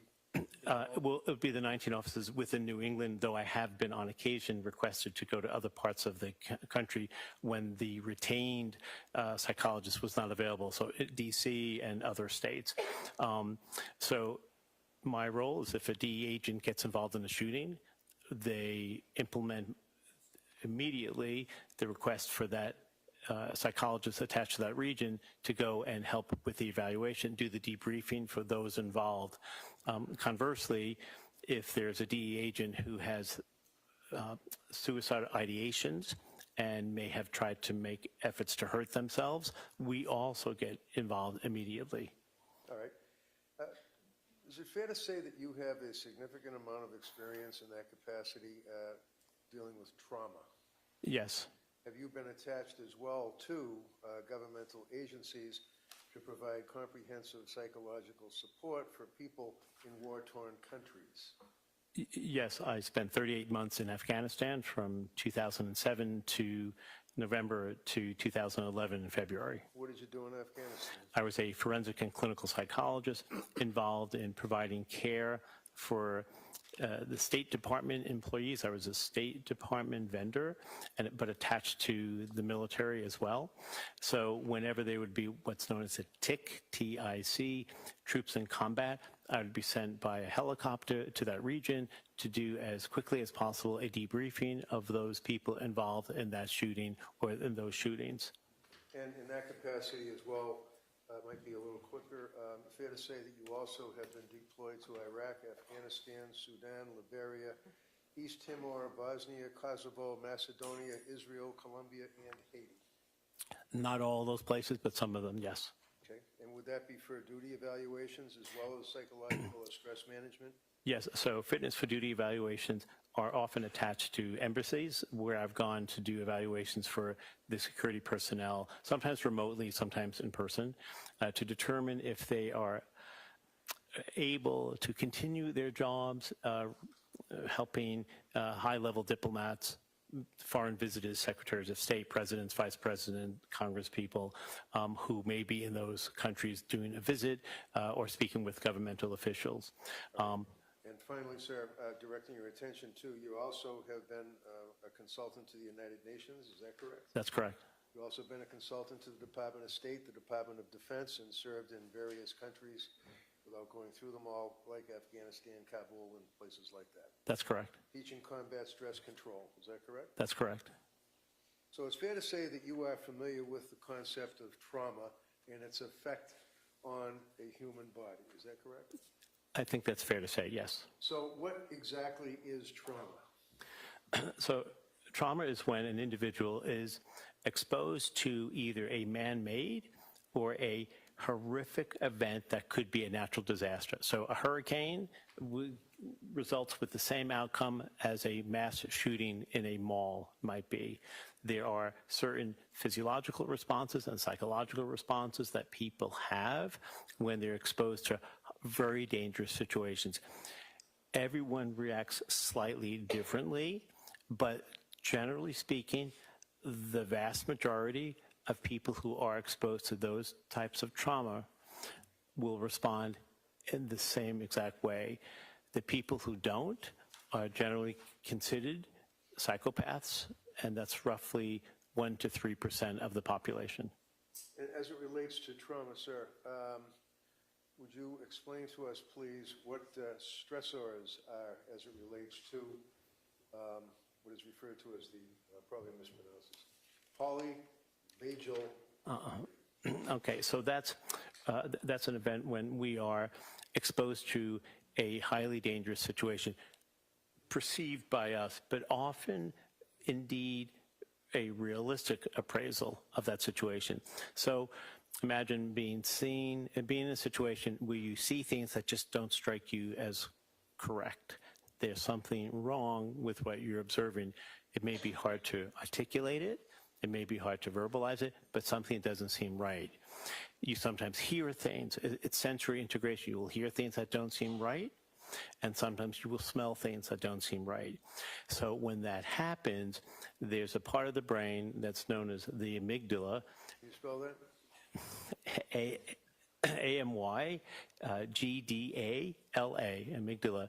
What is that? It's part of the brain? It's a part of the brain. It's the size of a walnut. In Latin, it actually means walnut. I'm sorry, almond in Latin, but it's about the size of a walnut, and it's midbrain, sitting right between the left and the right hemisphere, but it's center brain. That's the part of the brain. It's essential for survival. If you don't have that, you will not survive. And it's essential for survival because it picks up all those cues that could be nonverbal. They could be verbal, but they could be nonverbal, where we make assessments and interpretations of what we might feel are dangerous situations that are impending. Now, if a person is involved in an event that causes a situation of extreme stress, is there a particular reaction, in general, of the human body defense repertoire? Yes. Tell So, us about that. sure. So when that event occurs, and we can call that a dangerous event of some sort, an attack, there's a non-cognitive response, no thinking involved, where your body reacts to this danger by increasing your heart rate, your blood pressure, your adrenal medulla glands, which are by your kidneys, start to secrete adrenaline,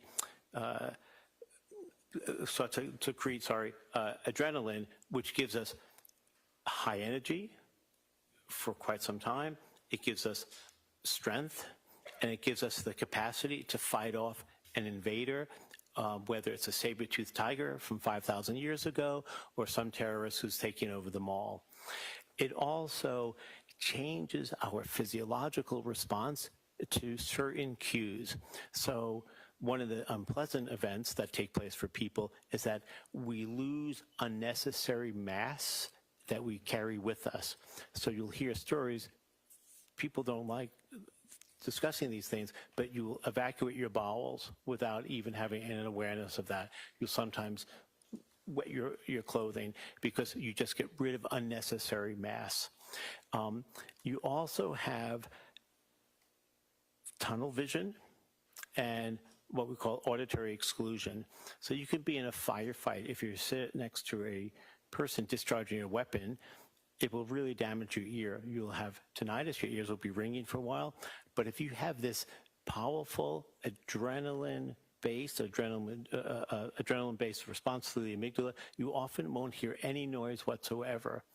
And your mind, in a way, protects your body and protects your brain. So those are the things that take place. You end up having extreme power. You have auditory exclusion. You don't hear things. Tunnel vision. You don't see things. You are reacting without thinking. Now, that understanding, sir, would you agree that it would create a cascade of physiological changes that you talked about, shortness of breath, tremulousness, racing heart, sweating, tunnel vision, things of that nature? That's correct. Now, it also would create, I think you mentioned hyperarousal. Is that right? That's correct. How about intense fear? Does it generate intense fear as well that would impair cognitive function? It does create intense fear. What happens in that regard, sir, as it relates to, you ever heard of fight or flight? It's a fight or flight reaction. Intense fear is essentially when the individual is worried about their safety, but it's not a nominal amount of worry. It's excessive, and it's related to the elevation in the belief that their lives are at risk. And there's not much thinking that goes on. It's visceral. You respond automatically. Imagine touching a hot stove top. You don't have to think, this stove is hot, my flesh is burning, it's extremely painful, it smells bad, I don't like this feeling, what should I do? You automatically pull your hand away. You automatically pull your hand away. No thinking involved. It's an automatic response. It's, if you will, Pavlovian. It's one trial learning. You will never touch hot stovetops again because the powerful learning takes place. That's what happens when the amygdala is reacting to dangerous situations where a person's survival and safety is at risk. And at that stage, with all of these symptomology that you've described, that's when the person's ability to make intelligent or rational decisions would be impaired. Objection as to form. Okay, sustain. Rephrase it, please. Thank you. What effect does this have on a rational person and their thought processes? Objection as to form. Okay, sustain. Rephrase it. So if a person is involved with that type of a number of stressors, it would have an effect, would it not, on their state of mind in decision-making? Objection, can we approach? Yes. Basically, when a person is suffering from or involved with that type of stressor that you've described for us, does that impact their ability to have rational thinking? Yes, it does. Thank you, that's all I have.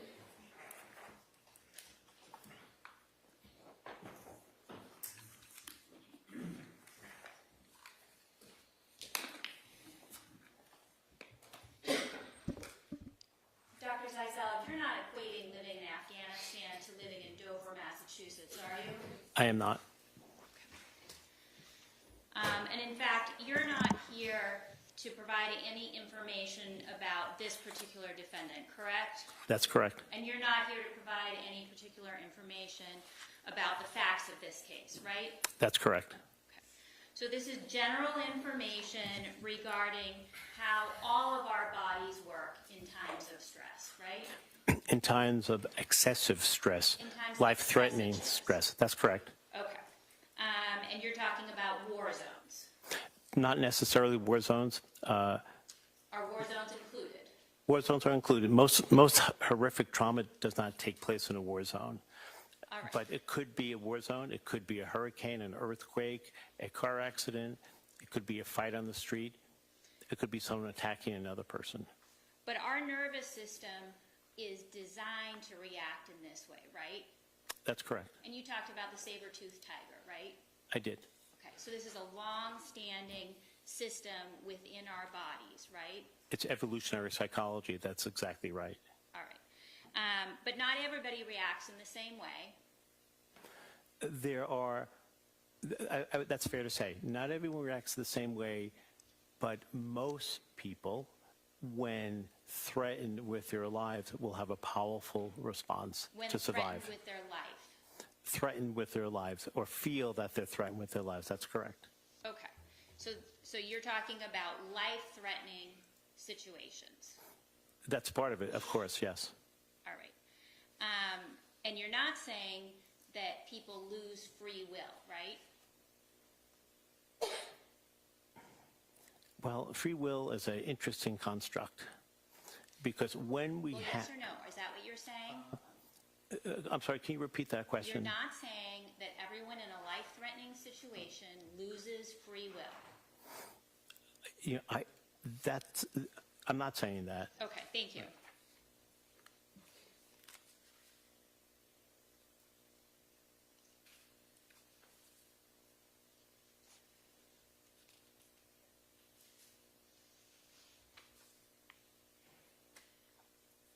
And certainly how people react in threatening situations might be different based on the physical geography or layout of the area, correct? Hypothetically, I would say so, yes. I mean, I'm not sure what, my understanding of a layout of the area might be different than yours or anyone here in this courtroom. So it's hard for me to answer it. But not everyone looks at a environment and the field that they're on or the building that they're in the same way. People have different historical experiences that make them look at other places differently. All right, so people perceive things differently. That's a true statement, right? Yes, that's true. Okay. And different people might perceive different rooms or different geography differently. That's what you were just talking about, right? Yes. But I'm talking about the same individual person might react differently in one physical space versus another physical space, right? That's fair to say, but with danger, the response generally, no matter where you are, whether you're in the mountains of the Hindu Kush or whether you're on the beach in Chatham, fear will generate the amygdala's response. So the geographic area probably has less to do than with the threat that that person might be facing. So even if our amygdala is triggered, we're still taking information though, right? Yes. And so we're still able to perceive whether we're backed into a corner, right? Yes. Or whether we're in an enormous football field, right? That's fair to say. We can still perceive those differences. Yes. Nothing further. That's all I have, Doctor. Thank you. Okay, thank you, Doctor. You may Thank you, step Ron. down. Good afternoon. Oh, no. All right. Tell us your name for the record and spell your last name, please. My name is Harry Tuerk, Tuerk. And how old are you, Harry? I'm 63 years old. 63? Yes. Where were you born? I was born in East Germany. And you went to school in East Germany? I did. Was that communist East Germany? That was communist East Germany, a colony of CCCR. And how long did you live, as we would say, behind the wall in East Germany? That is correct. I was behind the wall, and I lived there all the way until the wall came down. And when the wall came down, what, if anything, did you do? I celebrated. And how did you do that? I partied with my family and my friends. And tell us about your education that you got while you were behind the wall. Was it a good education? It was a good education because East Germany, in opposite to most East Bloc countries, had more resources, and it was somewhat comparable to Western countries. What education did you have in East Germany? I had school, typical school, all the way from first grade to graduating high school. When you graduated high school, what did you do? After I graduated high school, I went to the military service. And what kind of military service? Military service in East Germany was mandatory. 18 months was the minimum we had to serve, and I went to the Air Force. So you were in the East German Air Force for 18 months. Correct. And when you left the military service after 18 months, sir, what did you then do? I did apply for medical school, but I was accepted a couple years later, so I went and worked as a nurse assistant in an East Berlin hospital How long did you do that? for another 18 months. So after you worked as a nurse assistant in an Eastern Bloc hospital for 18 months, what did you then do? I entered medical school in September 1989. Where was 1983, I'm sorry. It's okay. Where was that? That was in East Berlin. And did you complete medical school in East Berlin? Yes, I attended Humboldt University, prestigious university in Germany at this point in time, and I graduated medical school 6 years later, summa cum laude. Okay. What did you do when you graduated from medical school? I entered residency, How long did you have a residency? 5 years, What was the residency in? in urology. Urology? Urology, the disease of the urinary tract. Urinary tract. What did you then do to advance your career as a physician? I graduated finished the residency in 1984, and I did 2 years of fellowship. Where was that? That was in East Berlin as well, on the Charité University Hospital. And can you spell that for the stenographer? Charité is a French word, and Charite with a dash above the E. Okay. What did you do then? I became an attending at the Department of Urology at the Charité Hospital. What does an attending mean? What is that? A full-fledged physician that was then training residents, doing responsible work on your own, do surgery on your own. You're basically done with your education and start working as an independent physician. Were you doing surgery at this point? I was. Any particular focus? Was it all on urology? I was all on urology, but my particular focus was first on transplant, kidney transplant, particularly in children, which I did many hundreds of, and after that in laparoscopic and robotic surgery, which I became a specialist. What is laparoscopic surgery? That is summarized as what we call minimal invasive surgery, minimizing trauma to enter the body to actually execute the surgery that you would do with big incisions. For example, I'm sure that many of you are familiar with a laparoscopic cholecystectomy, removing a gallbladder with small incisions. I just didn't remove gallbladders, I removed kidneys, prostate, bladders. Okay. What did you then do with your career at that point? I published a lot. I traveled the world as far as giving presentations is concerned. I did a lot of life surgery because I was one of the pioneers of laparoscopic and robotic surgery. What is robotic surgery? Robotic surgery is the next step of laparoscopic surgery. Laparoscopic surgery requires that you have still the tools in your hand. You're required to require significant dexterity as a surgeon. They are long instruments. They're introduced to what we call ports. So you make a small incision on the skin. You introduce cannulas if you want. They have valves because you inflate typically the abdomen of the human being when you do laparoscopic surgery with carbon dioxide, with gas.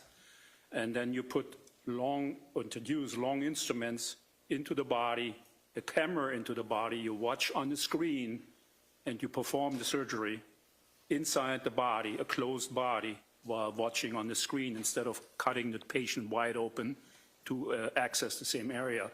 And the robot now on top of that replaces the limitations of the dexterity of a human hand. So the robotic device, commonly known here in the United States and the rest of the world, the Da Vinci robot.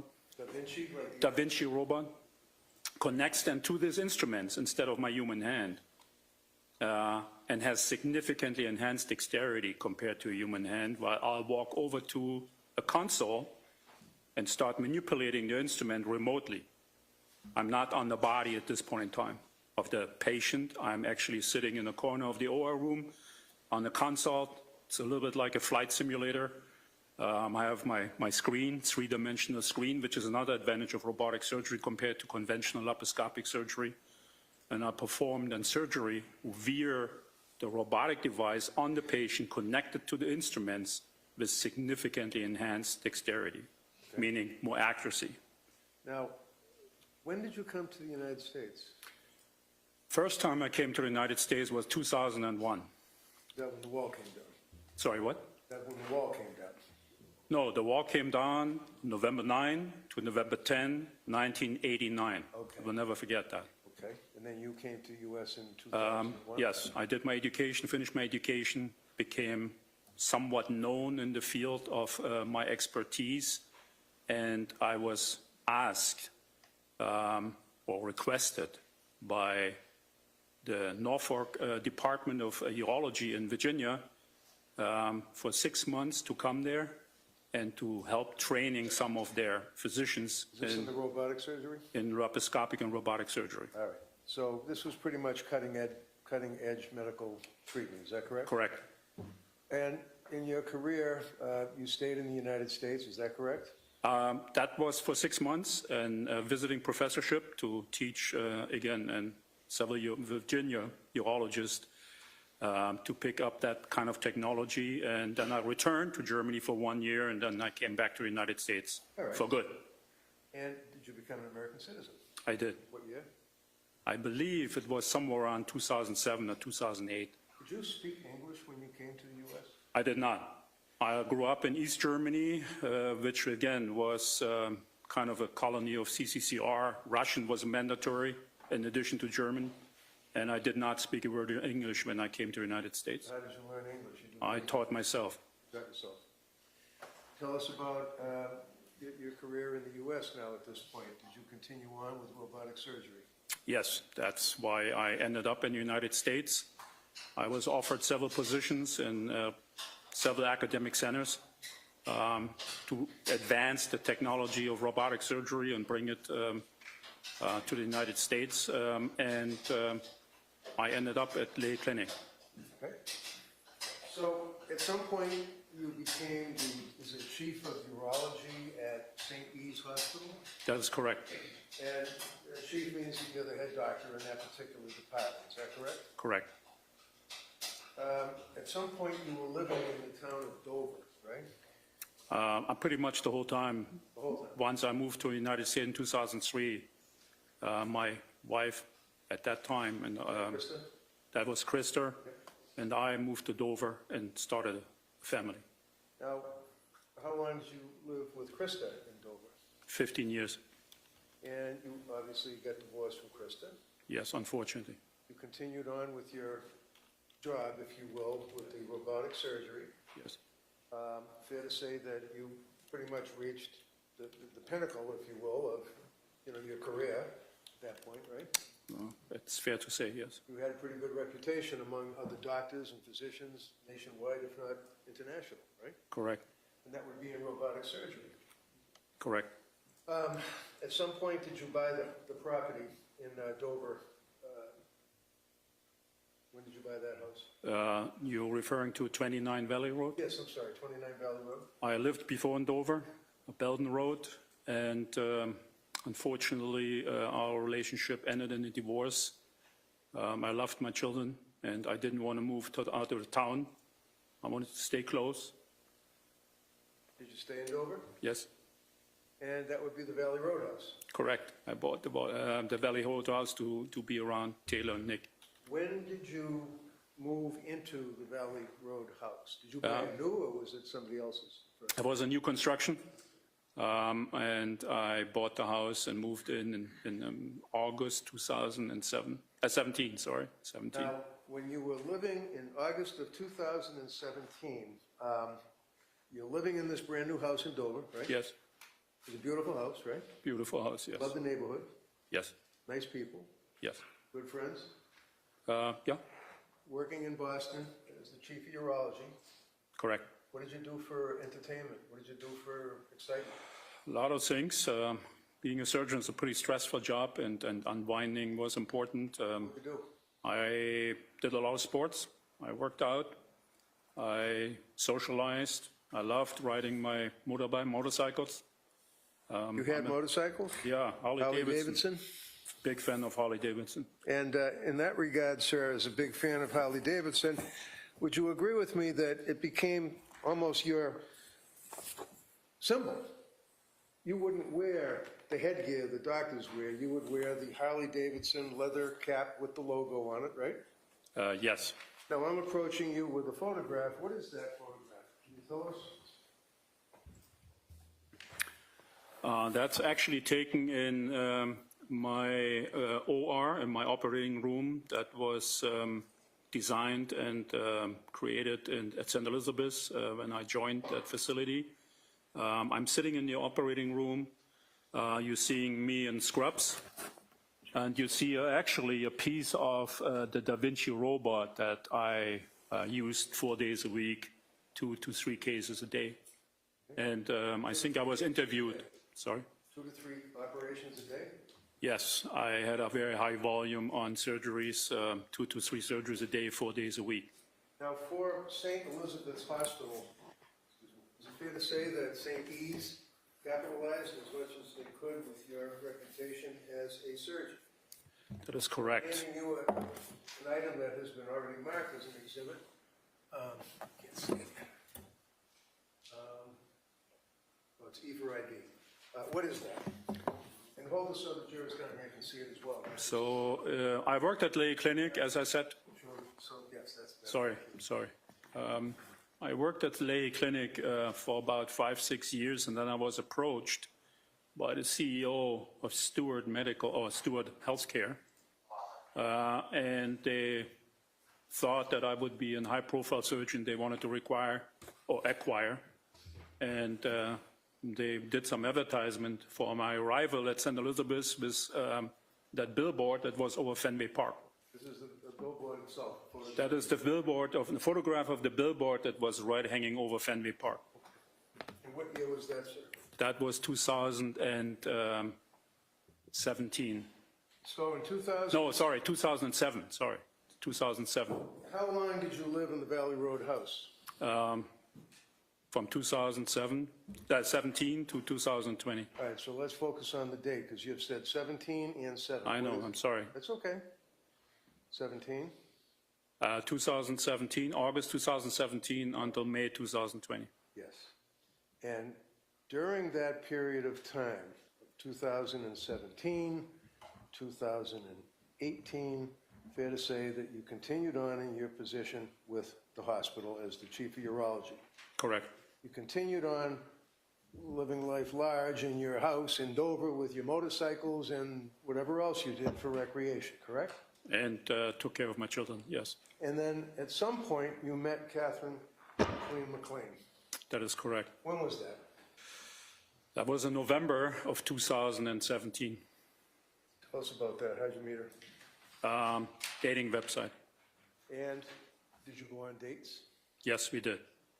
And at some point, did you end up, have in mind, it's November of 2017 that you met her, right? Correct. If you could, pardon me, Your Honor, just hold that out. Excuse me, make sure everybody can see it. November of 2017, you met Ms. McLean, yes? Correct. March of 2018, what happened then? She moved into my house, although it was April. It was April. It was middle of April. So it was about 5 months later. Correct. And she moved into your house 5 months later, but you had lived together prior to that? No. No. You lived together after that for 2 years. Correct.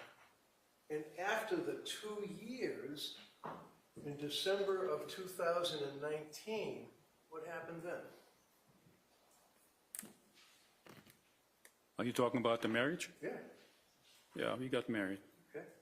And you got married in December of 2019, right? Yes. So she moves in with her 3 children into your home in March of 18, and then in December of 19, she ends up marrying you in Las Vegas. Is that correct? Yes, I went to Las Vegas for a medical conference, and she asked to accompany me. Now, who obtained the marriage license? Katie, How did she do that? online. Why were you going to Las Vegas in December of 2019? I attended the World Congress of Anti-Aging Medicine. That was the purpose of going to Las Vegas. Was that at the Bellagio Hotel? That was at the Bellagio Hotel. And when you went to the Bellagio Hotel, tell us about the marriage. Did she tell you that she had a license or something, or how did that happen? No, I had no idea. What did you do? So the medical conference, the World Congress of Anti-Aging Medicine, was for about 4 days, I believe.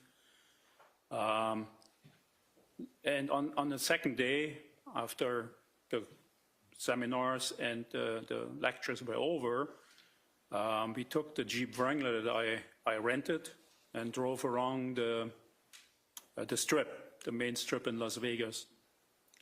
And we stopped at a bar. I mean, we drove for a while around just to look at the Las Vegas city, which is a pretty impressive location. And then at some point in time, we stopped and we walked into a bar. Did you drink in the bar? Yes, quite a lot. That was a typical bar for Las Vegas, big horseshoe-shaped bar with the whole front open to the main strip. And I don't remember much, but I do remember we were sitting there and I met a cowboy and we started drinking. And she was sitting on the other side of the cowboy. And I had several martinis. She had some, Katie had some Cosmos. And then all I remember is that I was talking to a woman hanging out of a window. So would that be when you got married? That's what I was told the next morning. And when you got married, was that the Elvis Chapel in Las Vegas? Yeah, the next day I drove one more time by to see what really happened. And it was a drive-in facility where you drive in, you lower your window, a person comes out of the window and marries you. So the person came out of the window. I mean, leaning out of the window, yes. You're in the rental car, right? Yes, we were in the Jeep, I believe. And did somebody marry you, like a minister or a priest or anybody? I don't really remember. I only remember it was a woman. That's the only thing I remember that talked to us. And the next morning I was told I was married. All right. Now, on a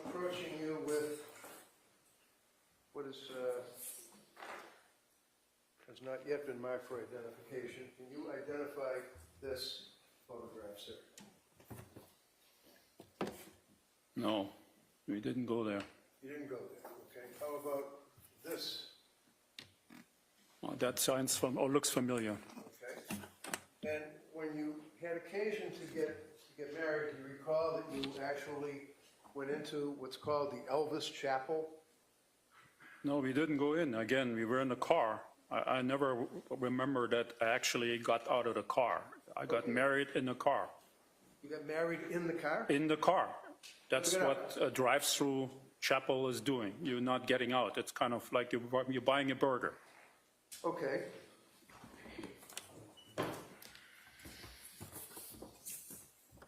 Is this indicative of the guy hanging out the window?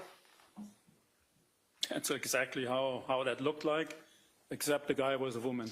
Guy was a woman, but that basically is the drive-through wedding chapel that you went to. Is that correct?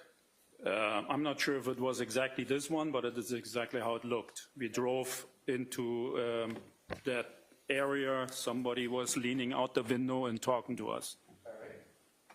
And after the wedding, would you agree, sir, that documentation was obtained to show that you, in fact, were married in Las Vegas? Did you have a copy of your marriage license? At some point in time, I did. Where did that come from? That came from Las Vegas. After you went through the drive-through and after you got married, you went back to Massachusetts? Yes, once the medical conference was over, we flew back. Continue with your job. Correct. Approaching you with the document, sir.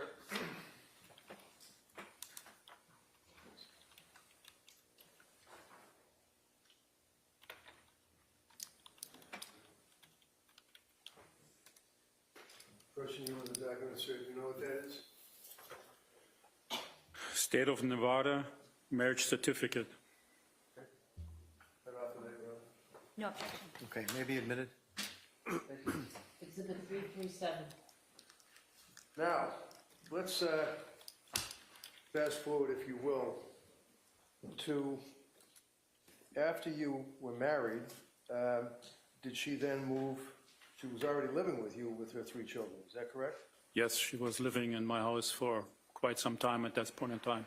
With her 3 children, correct. So in December of 19, December 14th, Merry Christmas, all that, you get married, right? I get married by surprise. Yes.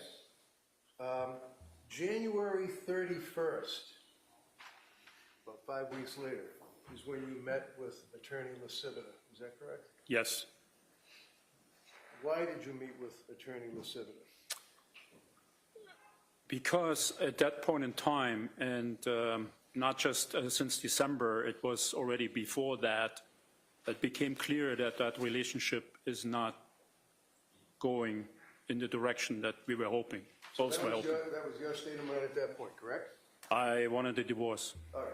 And then you went to see Attorney Lasivita. Correct. And did she send you something?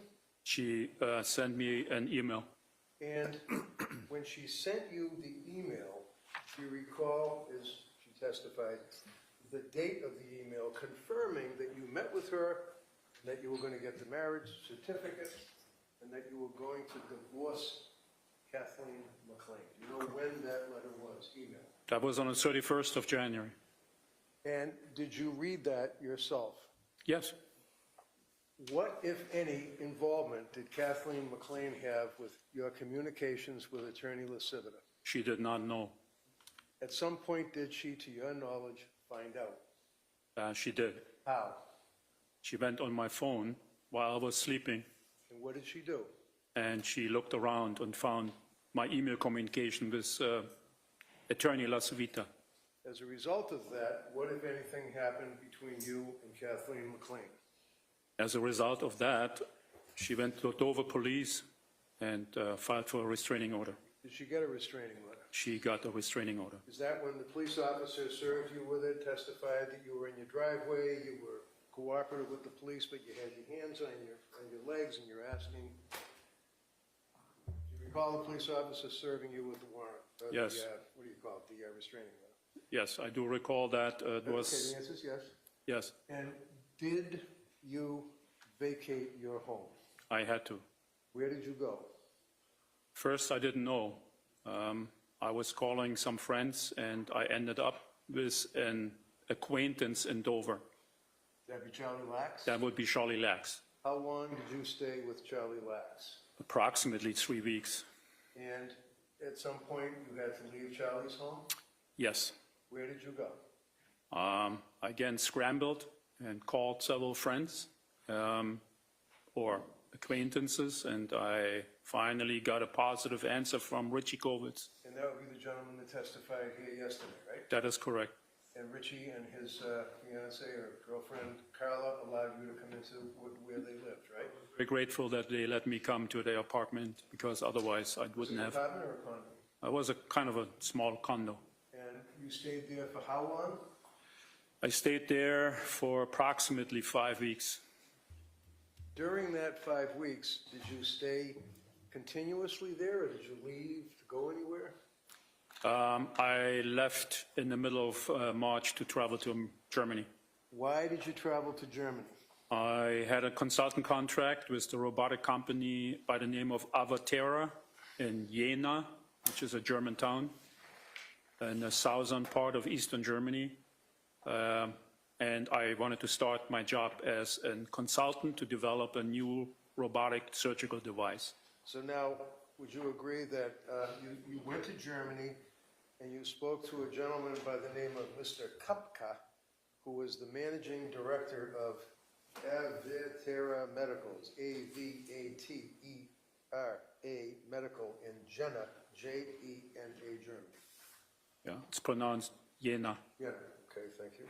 And this was so that you could have a job dealing with robotic surgery and mobile device management, correct? Correct. How long were you in Germany for? I was there for approximately a week. And did you come back to the U.S.? I had to. Why? COVID hit, and Germany responded just as the United States, a complete lockdown. The company was closed. And also President Trump at that time asked for all U.S. residents to return to America. And you did so? I immediately, after the company closed down and my job was not performable at this point in time, drove to Frankfurt Main, and took basically the last flight that was available to America. When you got back to the States, sir, where did you stay? When I came back, I stayed in Norwood, in a hotel in Norwood. That was my only option at this point in time. And at some point, sir, this is when the pandemic struck, is that right? That was the high point of the start of the pandemic, where we had no idea what is going on. Did you ask people, for example, did you have occasion to ask Mr. Kovitz if you could go back and live with him? As soon as I arrived in Newark. What's your answer, yes or no? Yes. All right, now, what did you say?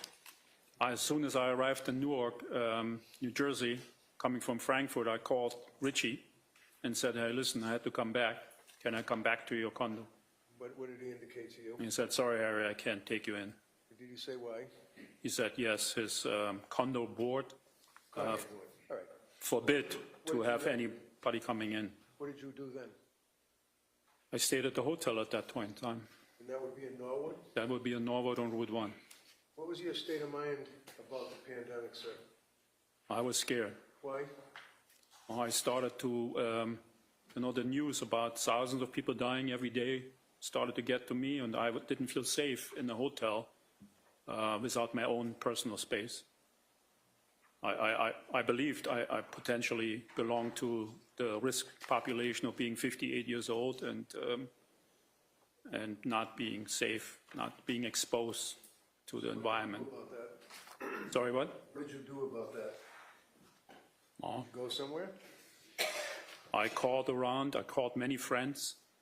At least I thought they were friends at that time, and asked if anybody has a couch, has a little room where I could stay. They said, oh no, until Mr. Guyon another friend of mine said, you know what, I have a camper, a trailer down in Florida.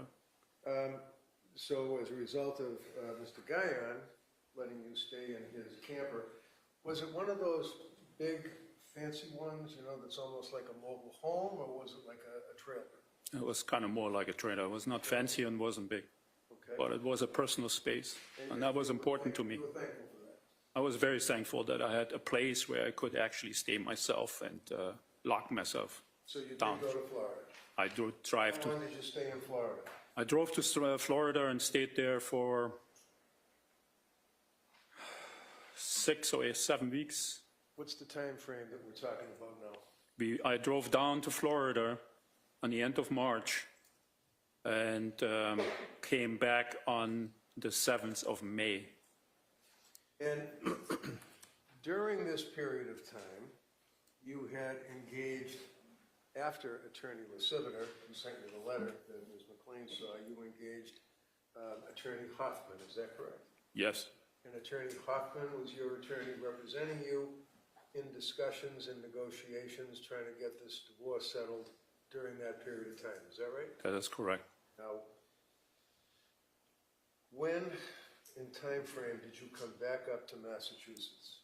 I came back to Massachusetts on May 7th. Prior to May 7th, before May 7th, while you were in Florida, did you have any contact with Ms. McLean at all? Not directly. How about indirectly? Yes, How? Kurt Pfannenstiel. Kurt Pfannenstiel. Now, who is Kurt Pfannenstiel? He was a friend.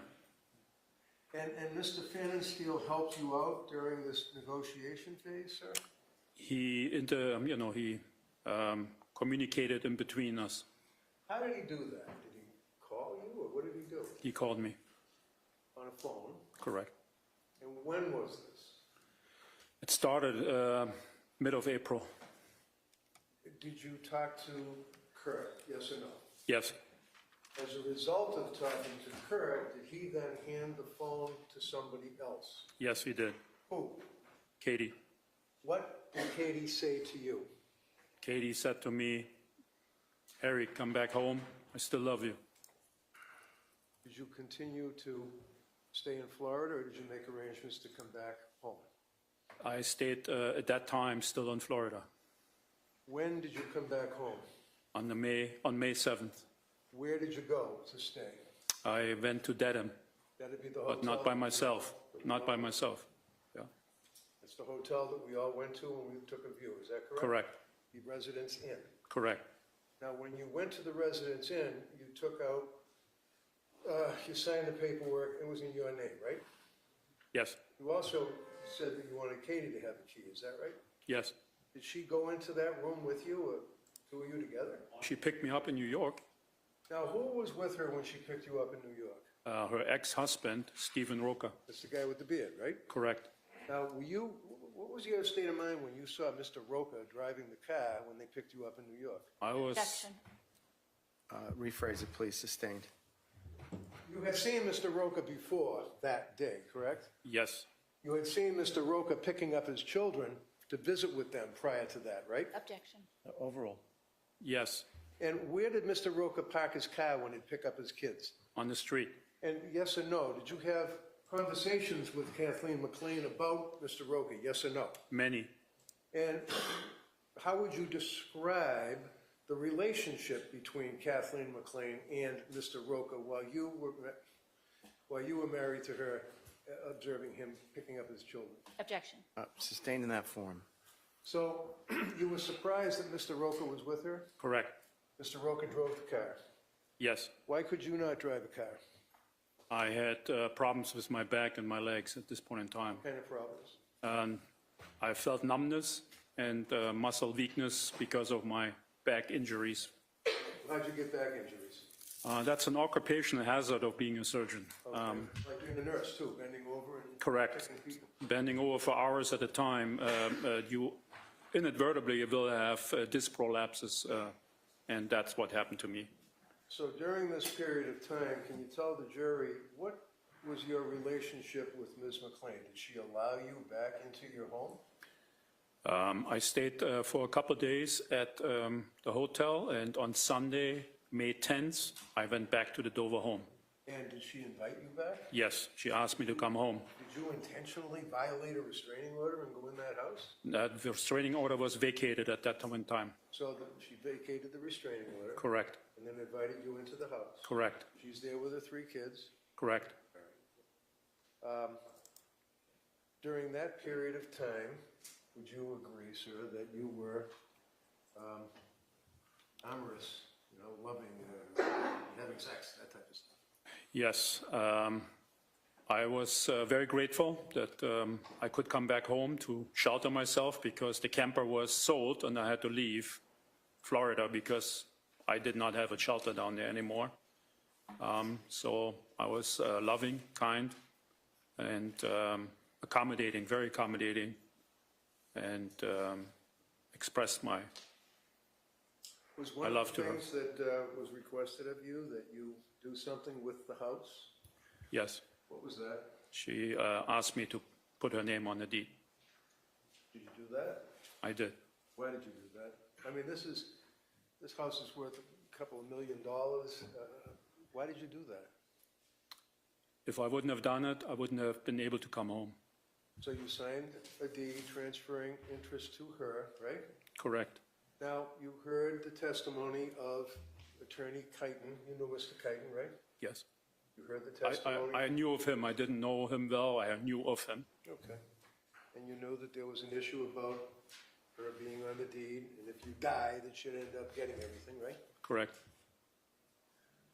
Did you also sign a postnuptial agreement? That was part of it that I had to sign to be allowed to come back home. Did you sign that? I did. What were the terms that did you have to pay any money on that? Yes. Okay. And now you then moved back into the house, right? On the evening of May 10th, I moved permanently back in the house. And how are things working between the two of you? It started off very well. We really tried to be good to each other and loving and kind, and we spent a lot of time together, had a lot of sex.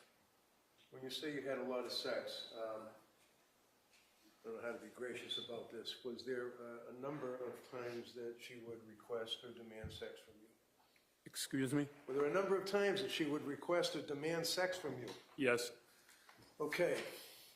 For example, did she send you text messages saying, let's fuck at 10:15? Yes. Were there a number of text messages like that? There were many of them. Would you come home and then go to the bedroom and have sex with her? I would come home often, and she asked me to go upstairs. Did you do that during that period of time up until May 15th? It started already in the Dedham Hotel. As soon as we came back, she wanted sex. And then in the Dedham Hotel, then you went to the house in Dover, and it continued. That's right? correct. And you felt that things were going to hopefully be okay. I had really high hopes that things would work out. All right.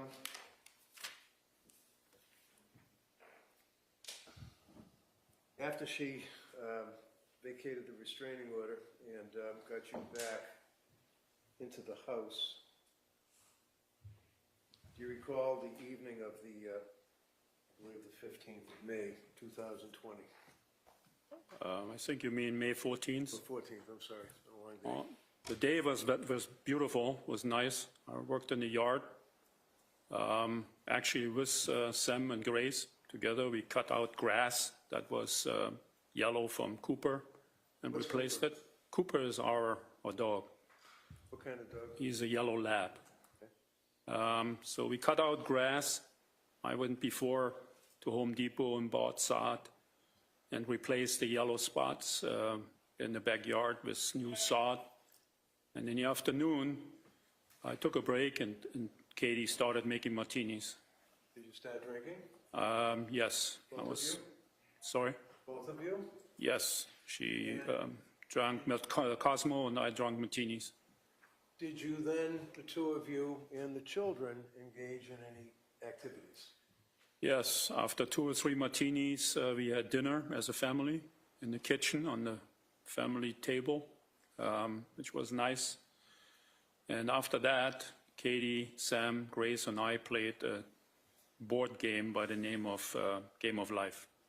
And what time did you finish playing the board game? Did the kids then go somewhere after playing the board game? We played after dinner for probably 2 hours, kind of estimate, and we finished probably around somewhat 9 p.m. And then Sam and Grace went upstairs to their rooms, and Katie and I continued to have some drinks and went to the family room watching TV. Okay. Now, have in mind that she was living with you for 2 years, then you guys get married for about 5 weeks. All of that period of time, she had her 3 children living in the house. Did you make improvements to the house? Just A lot. like what?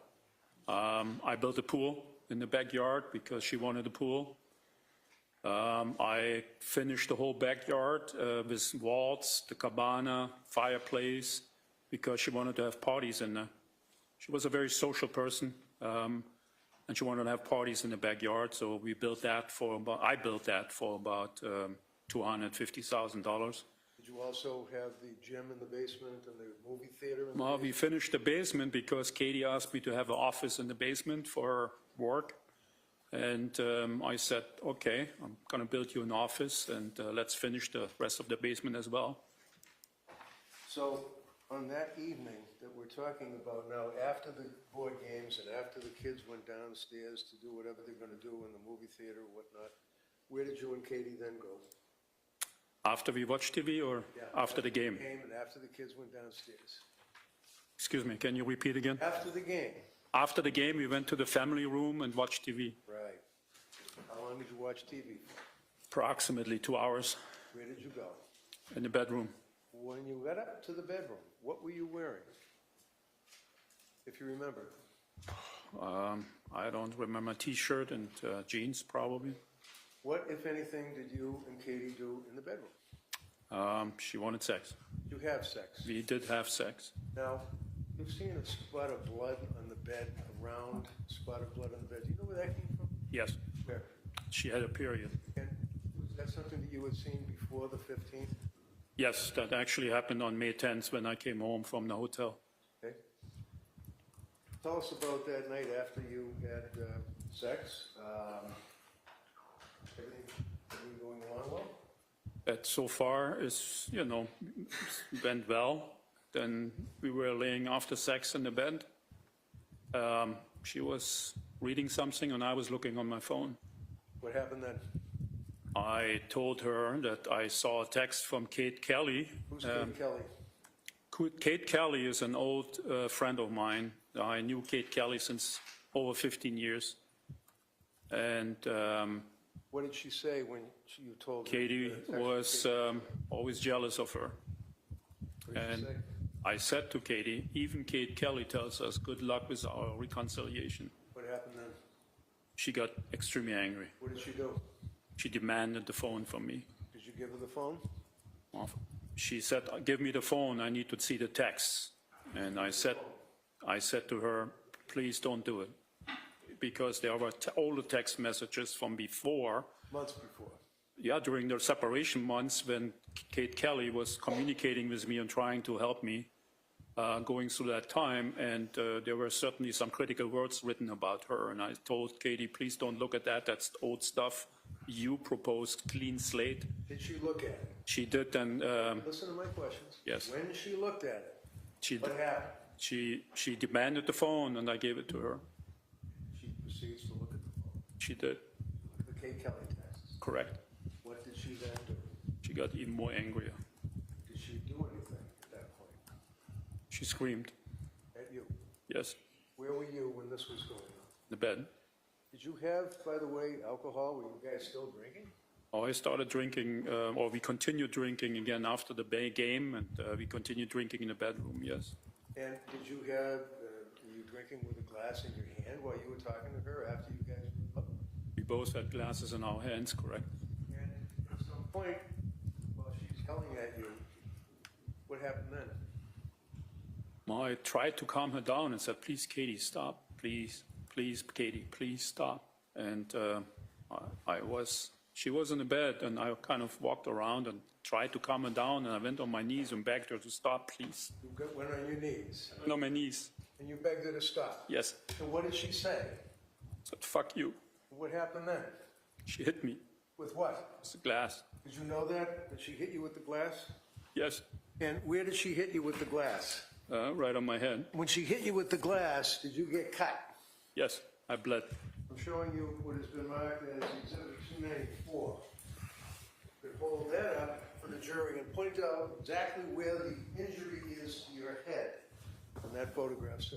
Right here is the cut. Now, show all of us down here too, please. All right? So that would be the right side of your head, Yes, right? Right here. right here. Now, when she struck you with the glass, did the glass do anything? It broke. And where were you when the glass broke? I was on the floor, What was your kneeling. state of mind at that point? I was scared to hell. What did you do as a result of getting struck with the glass, causing you to bleed while you were on the floor? What did you do then? I snapped. I kind of blacked out. What did you do? I grabbed her Where? on the neck. How? Did you say anything? Oh, What did she do? she just flailed around, and then she kind of flailed around and fell. We fell on the floor together, I think, because that's when I came out of my blackout. That's where we were on the What floor. happened then? She was not responsive. She was, passed out, and I asked her, Katie, come on, please, Katie, wake up. Please, Katie, wake up. Did you realize she wasn't waking up? She didn't wake up. What did you then do, sir? Lifted her up and put her on the bed. What did you then do? To be comfortable, and then I tried some CPR on her. Did that help? It didn't work. What happened then? I was just sitting there and crying. What happened then? I panicked. What do you mean you panicked? What did you do? I tried to figure out what to do about that situation. What does that mean? What did you want to do? I wanted to kill myself. What happened then?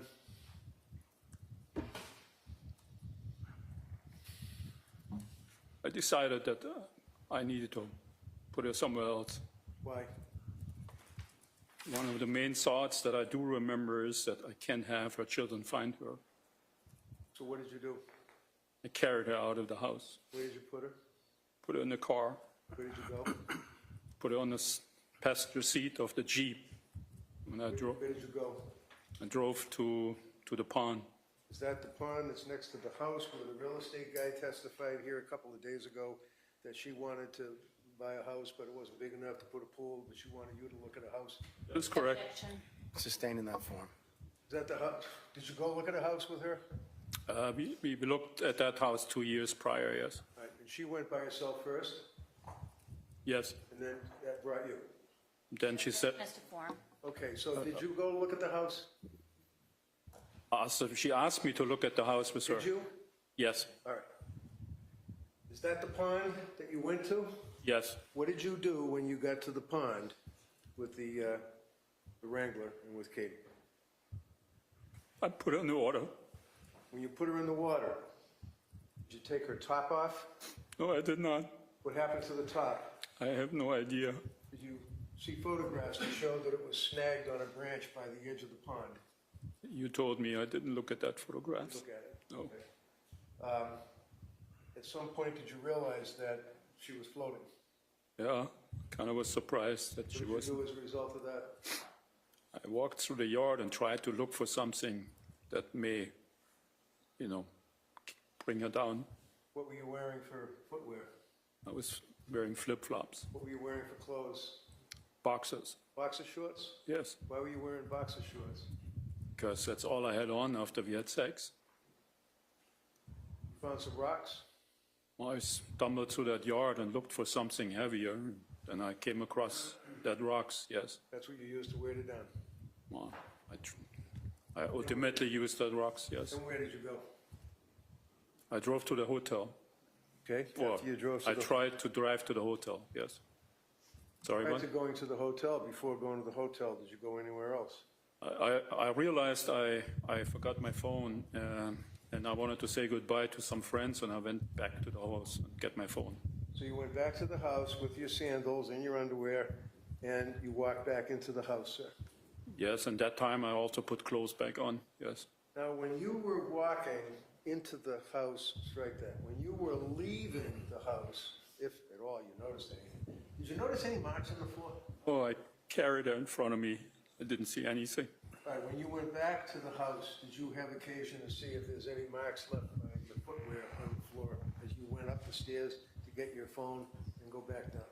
It appeared that way, that there was something there, yeah. Did you get your phone? I did get my phone. What did you do with the phone once you got it? I first drove to the hotel, I think, and I texted goodbye to some friends. Texted goodbye to your friends? Yes. What friends did you text goodbye to? As far as I remember, I saw he's a friend, Kurt Pfannenstiel, and then some other friends. Is that when you said to Kurt that you apologize and you're sorry and she was a devil and she played us all and love you, Harry? Yes. Now, what did you then do? Did you go to the hotel? I went to the hotel, although I don't remember a lot of that stuff. I was very intoxicated at that point in time.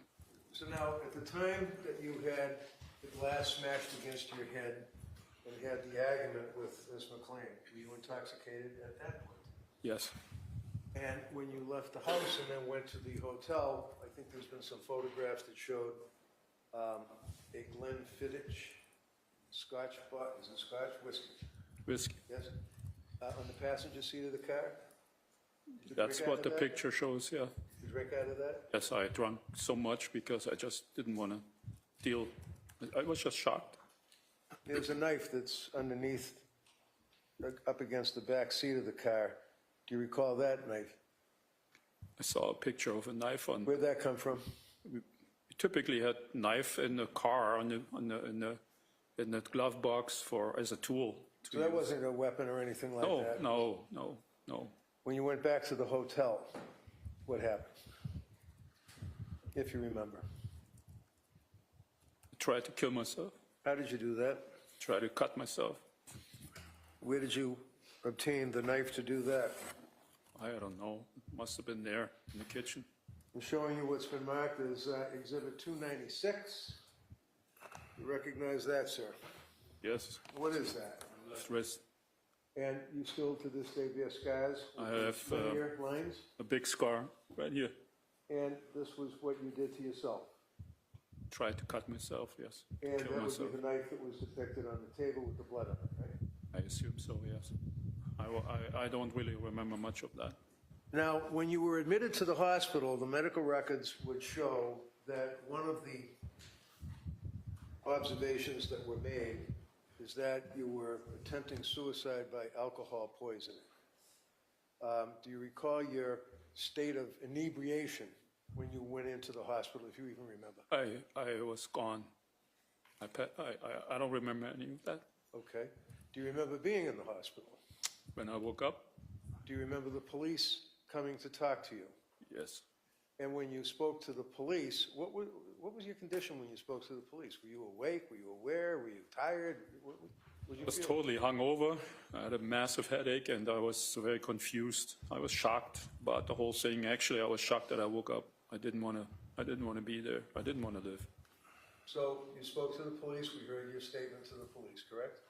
I spoke to the police, yes. At the time that you had the glass smashed off your head, cutting you, causing you to bleed, and you came up with your hand and grabbed her with your hand by the throat, did you intend to cause her harm and kill her? No. Oh, never.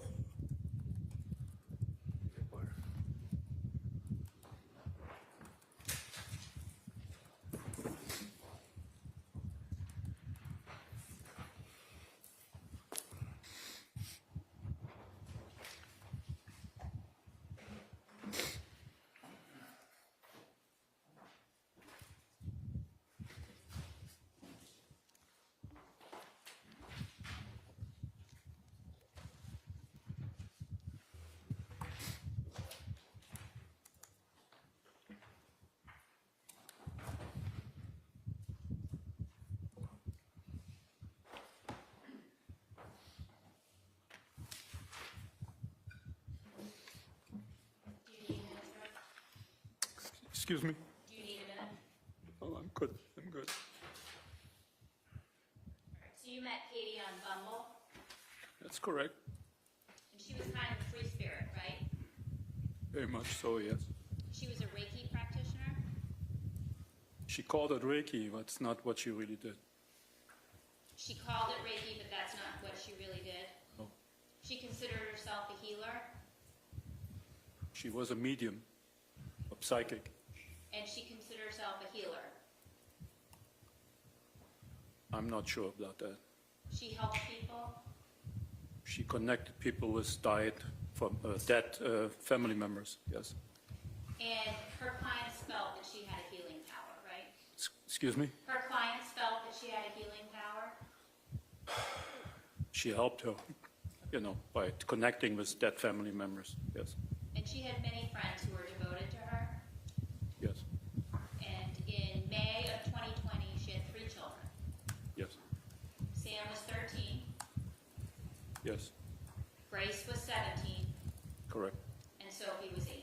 yes, And Sam had just enrolled in the Landmark School, right? yes. And the Dover Public Schools were paying for that. I helped with that, yes. Well, that wasn't my question whether you helped. What I said was that the Dover Public Schools were paying for the Landmark School. That's correct. And Katie loved being a mother. Most of the time, yes. She was devoted to her children. Most of the time. And her friends and her family were right to be surprised when she was missing, right? Objection. All right, sustain, rephrase it. You were asked about that in the interview, right? Do you recall that? Ask about what, please? About that she wouldn't just leave her children, right? Oh, she did. So in the beginning of the interview, do you recall the interview at the hospital with Sergeant Kwiatkowski and with Detective Gonski? I don't recall all of the interview, sorry. You don't remember all of the interview? No, I remember Do pieces you of it. remember the section when Detective Gonski said she wouldn't just leave her kids? Page 32? Can I see it? Sure.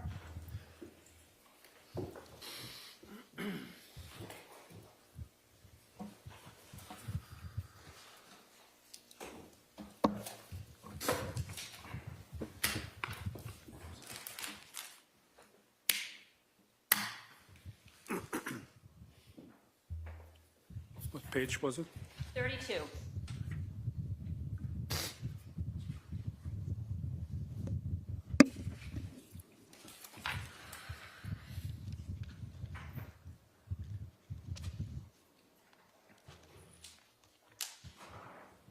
Yes, Does that refresh your memory? Yes. And Detective Gonski said she wouldn't just leave her kids. And you said right. I said no. You agreed with Detective Gonski she wouldn't just leave her kids. Yes,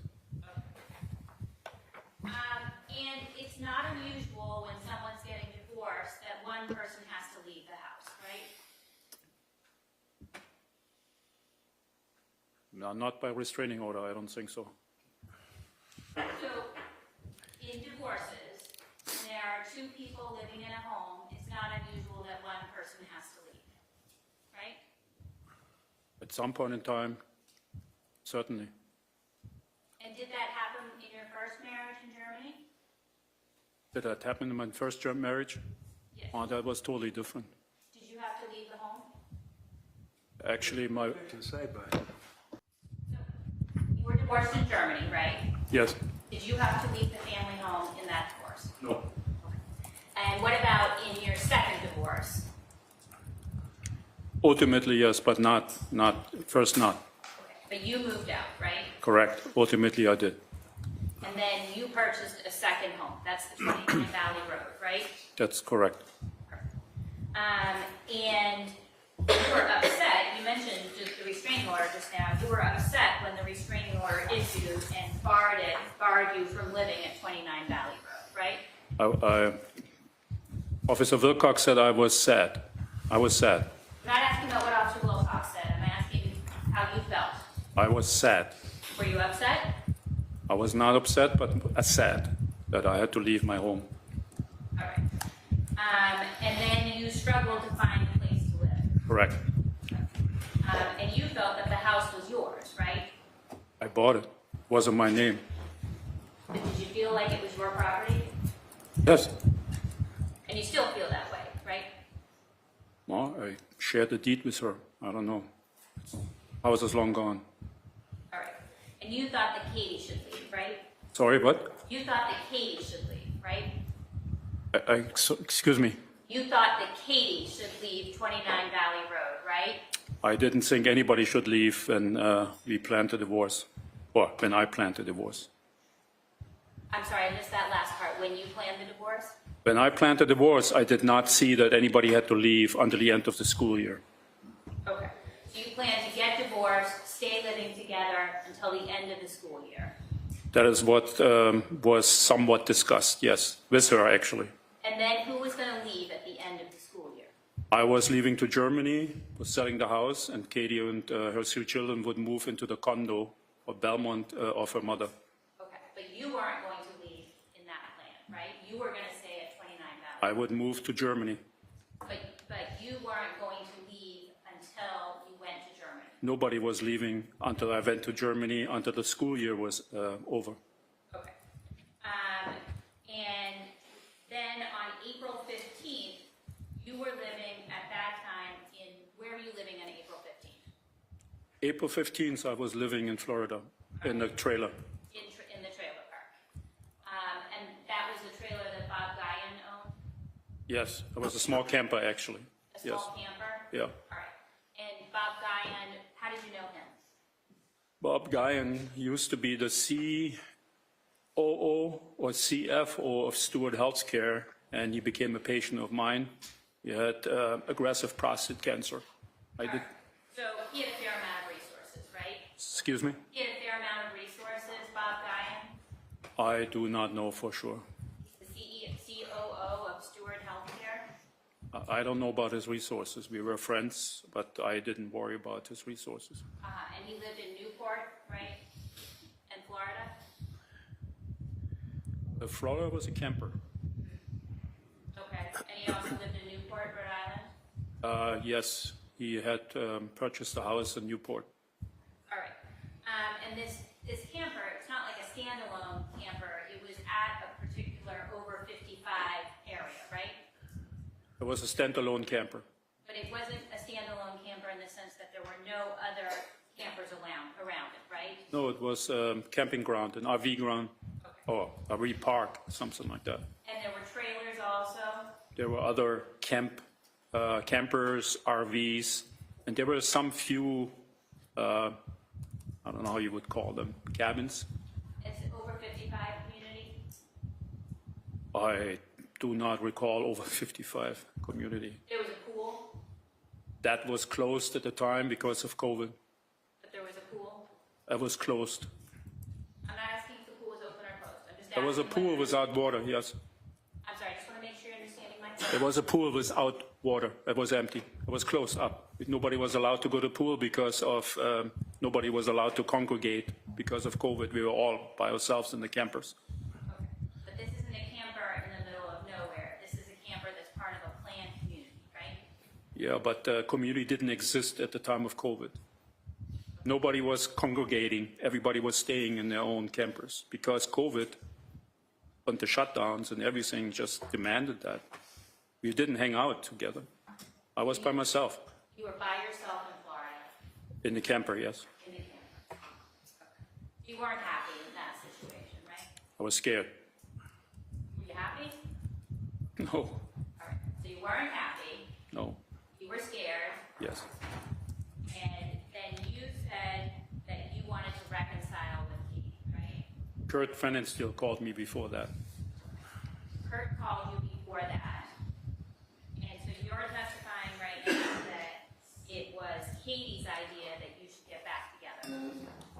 Kurt told me that Katie let him know that she believes that, she wants me to come home, or she missed me, she missed the family, and He just wanted me be aware of that. And this is prior to April 17th. That's what you're testifying to? Yes.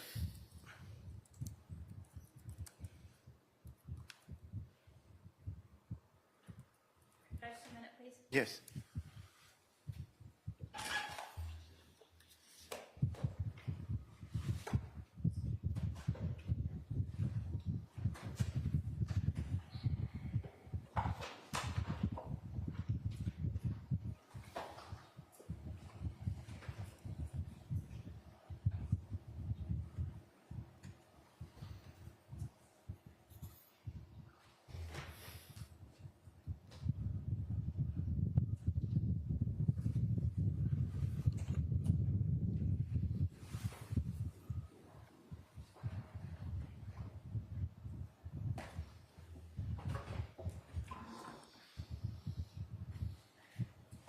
Come back to that.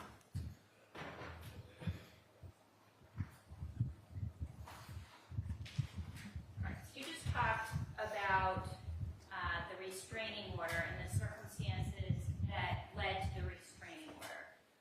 Katie didn't go directly to a courthouse to get a restraining order, right? My understanding is that she went to the police in Dover, and the police drove her to the courthouse. All right. And she went to the police and said, I'm getting divorced and I think you should know, right? I believe that's correct. All right. And then the police said, wait a minute, I'm we going need to talk to about object this, to all right? this now. Sustain. Rephrase it, please. All right. She didn't call the police from the 29 Valley Road to report anything, right? No.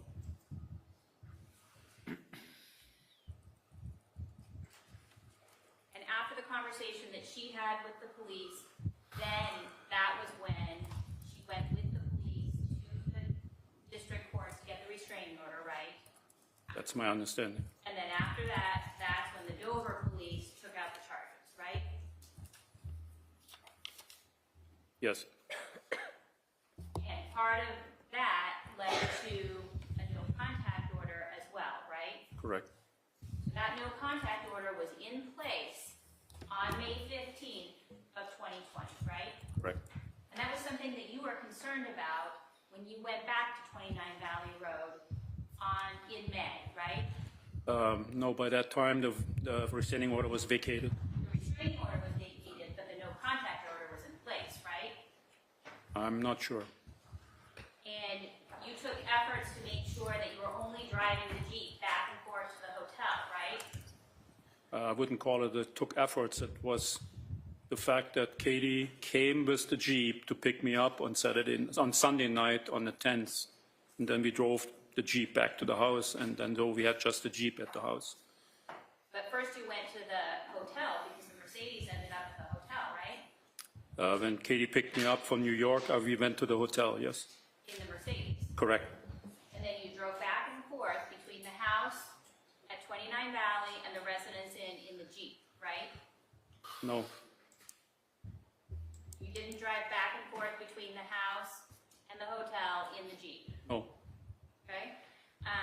And you wanted to make sure that the neighbors knew that the restraining order had been vacated, right? Katie wanted to make sure. Well, you texted Katie and told her to make sure that the neighbors knew, right? I believe she did that before, but I asked her, hey, do the neighbors know that it's okay to be here? And she said yes. Because you knew that there was still the no contact order, and you didn't want to get into trouble with the court, right? That is true, yes. And part of signing the post-nup was so that you could get back in the house, right? That was the main part. And you wanted to resolve the divorce, right? It was part of the post-nup. Okay. You wanted to resolve being able to be back in the house, I wanted to have safe shelter, yes. all right? And then there were provisions about getting the girls through high school. Correct. There were provisions about selling the house There was, yes. and about your retirement accounts. I don't remember that, but you say so, yes. All right.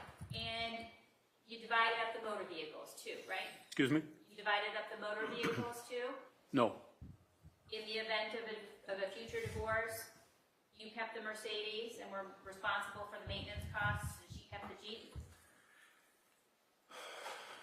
I'm not sure. If you say that it's on there, then it's probably true. I don't remember about the cars. I just remember that she put that post up in front of me and said, please sign, otherwise you can't come home. And there was never any provision in there, or alimony was not going to happen, right? That wasn't part of it. I'm not sure if that was part of it. It was about the house deed, about staying there for 2 years for Grace to finish high school, about her getting money, and of that stuff. Sorry. And you told the police in the interview that you agreed that she should feel secure in the home. That was part of the post-nup agreement, correct? And you told the police that you agreed with that, right? Yes. I wanted to make things work. Yes.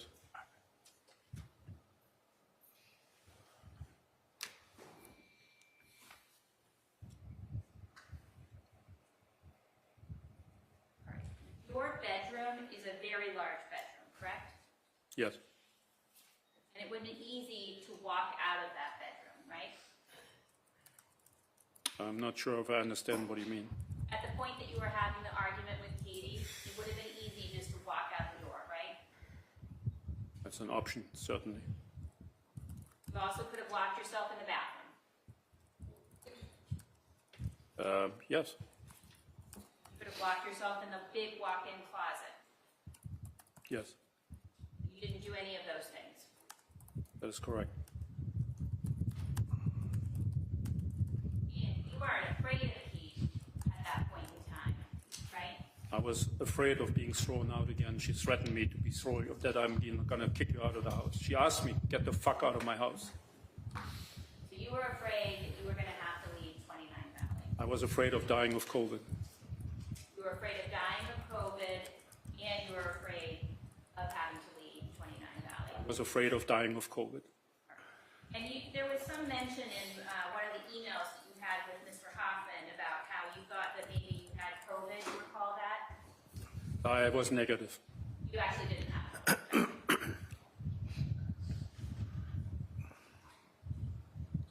How tall are you, sir? 6'3". How much did you weigh in May of 2020? Probably 230 pounds. 235 pounds. So you'd agree that Katie was much smaller. Yes, She wasn't nearly as strong as you were, right? that is correct. And you knew that. Yes. And you've had some pretty significant medical training, correct? Yes, You're a board-certified surgeon? correct. And in medical school, you had courses in anatomy, right? Yes, You're aware of the structures of the neck? absolutely. Some of those have been discussed during the course of this trial. Excuse me? Some of those have been discussed in the course of this trial. What? Discussed. Discuss, Testified. yes. And you're aware of where the arteries are? The carotid arteries? Any arteries in the neck? You're aware of those where they are? Yes, And you're aware that if the brain isn't getting enough oxygen for any reason, death occurs. if I'm not intoxicated, I know that, yes. If you're not intoxicated, you know that if the brain isn't getting enough oxygen for any reason, death occurs. Yeah, when I'm not drunk, I know all that, yes. But when you are drunk, you don't know that if your brain doesn't have oxygen, you die. Probably do. You probably do what?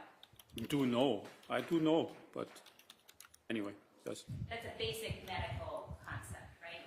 yes, And certainly it's important to protect the airwaves so that suffocation doesn't occur as well, right? that's correct. And you know how to perform life-saving measures. Yes, You've been trained in CPR. yes, And you didn't tell the police, however, that you performed any CPR on Katie, right? no, And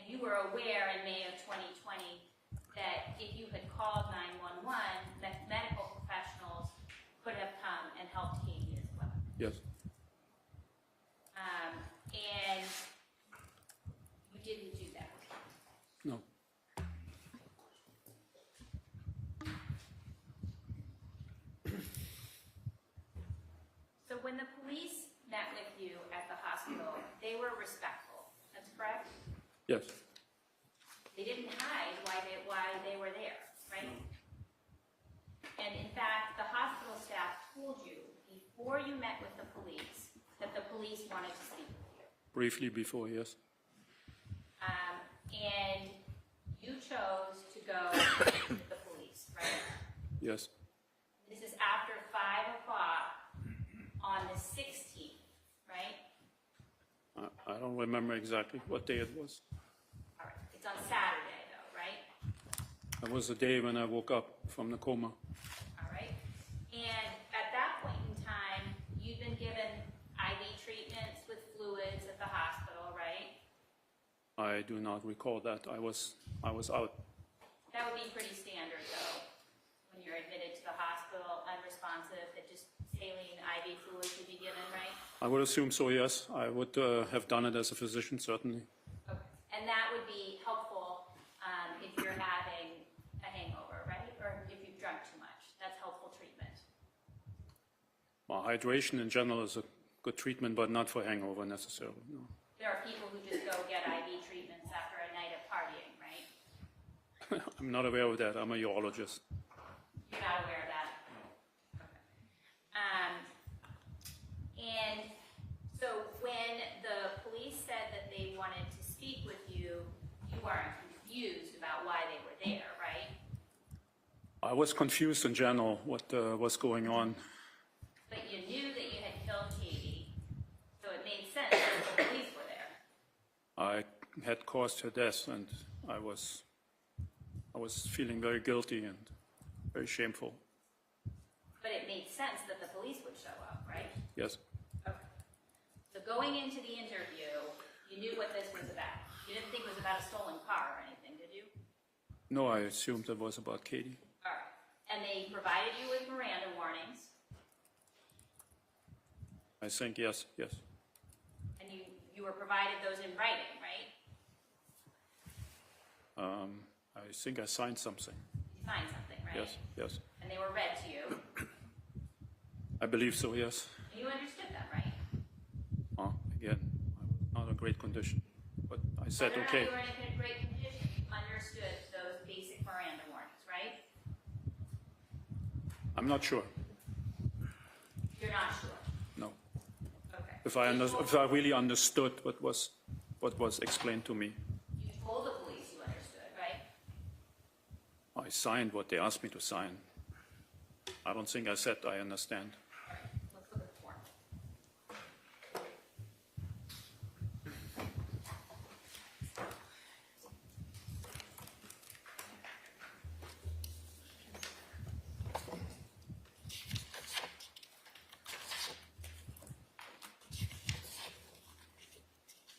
Exhibit 280, 280.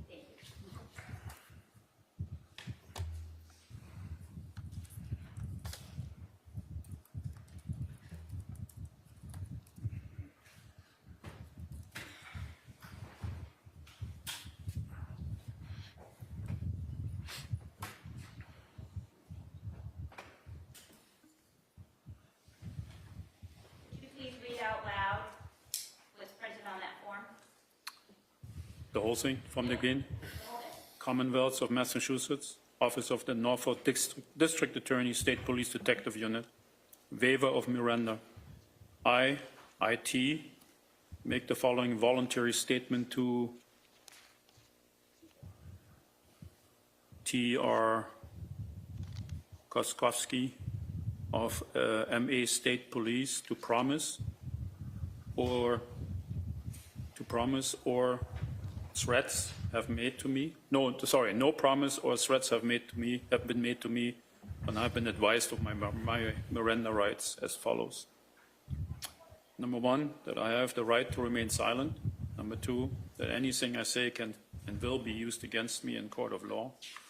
Number three, that I have the right to talk to a lawyer or to have a lawyer with me while I'm questioned by the police. 4, that if I cannot afford a lawyer, one will be appointed to represent me before any questioning, if I wish. 5, that if I begin to answer questions, I have the right to stop the questioning at any time. I understand each of these rights and have those rights in mind, waive them voluntarily, and wish to make a statement. Signatures. And your signature is on that. Yes, correct. And that was read out loud to you by Trooper Kotkowski, right? I believe he did, yes. And then he said to you, you understand those rights? And you said, yes, sir. I don't know if I used that word. Do you still have the transcript? Sorry, what? Do you still have the transcript? Page 2? Page 2? Yes.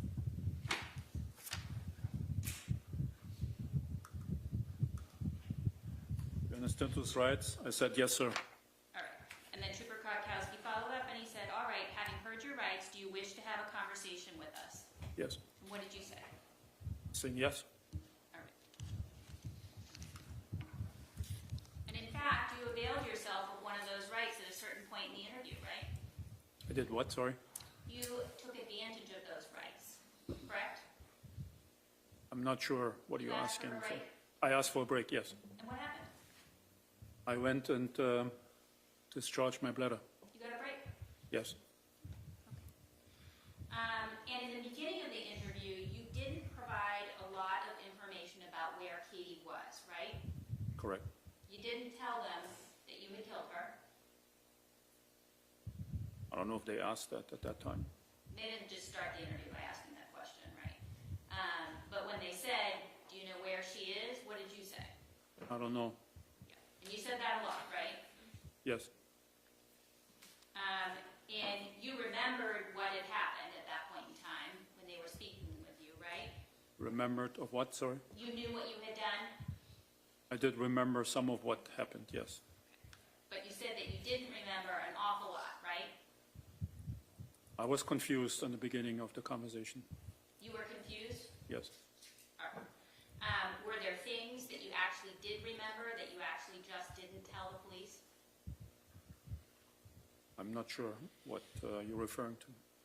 Well, you knew that you had killed Katie, I have caused her death, yes.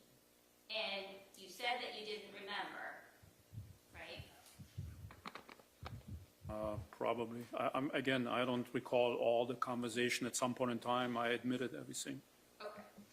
At some point, you admitted a lot of what happened. But in the beginning, you said that you didn't remember the night, correct? There was a lot of haziness there, yes. But what you said to the police is that you didn't remember the night, right? Again, in the beginning, I wasn't all there. It got better with time. So you're saying that your memory got better during the conversation? I think it was 3 hours, so I got more and more out of the hangover. The hangover improved? Yes.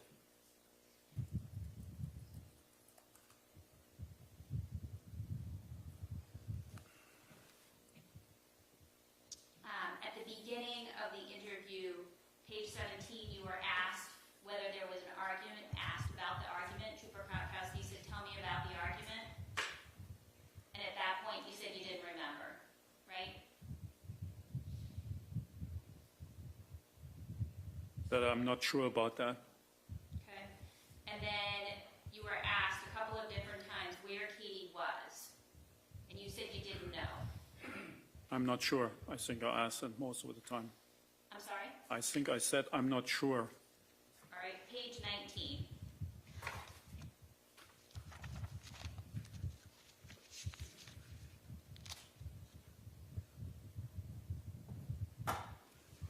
Trooper Kotkowski says, where can we go find her? And you said, I don't know. Yes, I see that, yes. Okay. But you did know. You knew where she was, right? It came back to me, yes. No, when you were having that conversation at that point in time, it's about, 28 minutes into the interview, you knew where Katie was, right? In principle, I did know, yes. In principle? I do remember, yes. I did remember, All right, you just didn't want to talk about it yet, right? probably. And a little bit later, page 33, the police asked,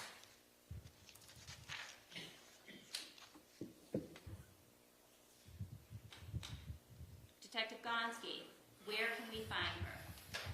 Again, you said, I don't know.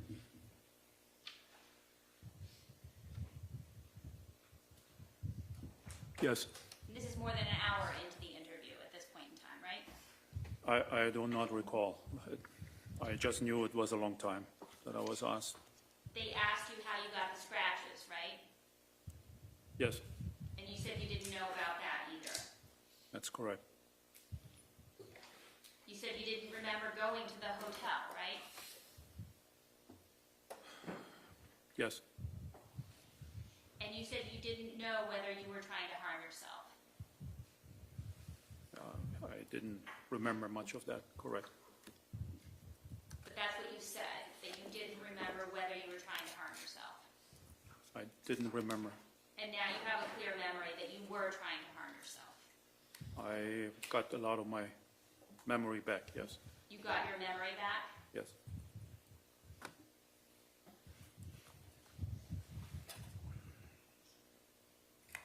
And there were times when the police were incorrect about their facts, but that didn't confuse you. Like when they talked about using the name Kyle instead of Kurt. I never I didn't remember, heard of anybody like Kyle, that's correct. Yeah, you knew that. You knew that they were wrong about that. That didn't confuse you. But I was confused. I don't You know didn't any say, Kyle. Oh, yeah, I sent Kyle a text. You knew they were wrong. I don't think I, You said I don't know a Kyle. which page is that, please? Look at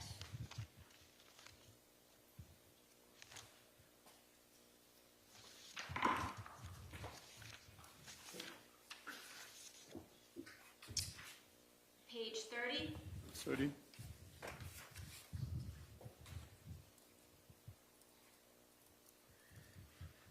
Page 31. Yeah. So Trooper Koskowski asked me, Harry, tell us about text you sent to Kyle. And I said, text what? Yep. And then if you Trooper go Kos- all- I'm going to stop. Sorry. If you go all the way down to page 31, you said, you go back and forth a little bit, and you say, no, there's no friend named Kyle. I don't know a Kyle. And then Detective Gonski says Kurt. She's fiddling around with her notes, and finally she finds it, and she says it's Kurt. You didn't get confused. You knew there was no Kyle. Well, there was some confusion before you jumped to that. There was, I do not remember Kyle. To who, I asked. So there was a lot of confusion first going on until I recognized that I don't know Kyle. But that confusion didn't lead you to make any false statements or anything, right? I'm not sure what you're asking right now, sorry. I'm saying you understood the conversation that you were having, and you knew, I don't know anybody named Kyle. After several I didn't minutes, send anybody named Kyle a text, right? after several minutes, I recognized that I don't know Kyle, correct. And similarly, when the police talked about the woods, you knew Katie wasn't in the woods, right? No. I mean, I did know that she was not in the woods, correct. The police were confused because they had been relying on the ping and all that kind of stuff, so we keep talking about the woods. But you knew she's at the pond. Yes, And still the police were patient with you. yes, They repeatedly requested information, but you understood that that was reasonable considering the circumstances, right? can you repeat that question, please? You understood that them repeatedly requesting information was reasonable considering the circumstances. Yes, And you understood that they were just doing their job. yes. So the first thing that you said regarding assaulting Katie around the neck was that you said you grabbed her around the neck, but you weren't sure. You What recall page that? was that? You recall that? I would need, can I look at the page, please? Page 44.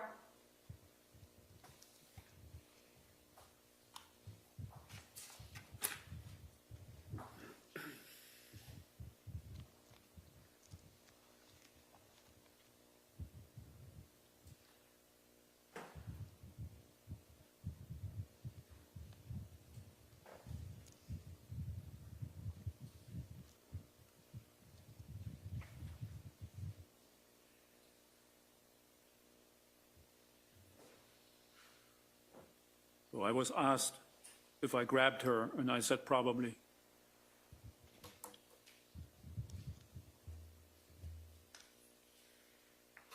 And then later on 44, you said, I think I grabbed her around the neck, I believe, but I'm not sure either, right? I'm not sure. I think I grabbed her around the neck, I believe, but I'm not sure either. All right, this is over 2 hours into this interview with the police, and this is the first time that you are talking about grabbing Katie around the neck, right? I'm not sure how long that was in, but yes, it took a while that I And you said did that. not say that you grabbed her with one hand, did you? I wasn't asked. But you were given a lot of opportunities to speak in this interview, right? But I knew that I grabbed her with one hand. I'm not asking you what you knew. I'm asking about what you told the police. I grabbed her.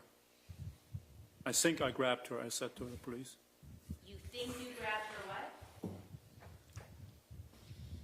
I said, I'm not sure. I think I grabbed her around the neck, I believe, but I'm not sure either. And you don't say anything about one hand at this point, right? At this point, no. In fact, in the entire interview, you never said one hand, did you? That was never specifically asked. Again, you were given a lot of time to speak, right? Yes, There were very long pauses at certain points in time. yes. And even at the end of the interview, you were asked, was there anything else that you should be talking about? And you didn't bring it up then, did you? It was logical to me. I didn't realize that, again, I wasn't asked about the specifics, just told her I grabbed her, I think. And it's right after you say that you grabbed her around the neck that you asked for the break, right? Look at page 45. Yes, And then you got one. yes. And then when you came back into the room, there was a different police officer in the room. I don't recall that, but the transcript says there was somebody else there. All right. Detective Gonski left, right? Yeah, she wasn't there. She wasn't there. Yes, And Detective Porro was there. there were 2 men there, yes. There were 2 men. And you told the police that you choked her, right? What page is that, please? Do you remember telling the police that you choked her? I don't recall again the whole interview, sorry, but can I see the page, please?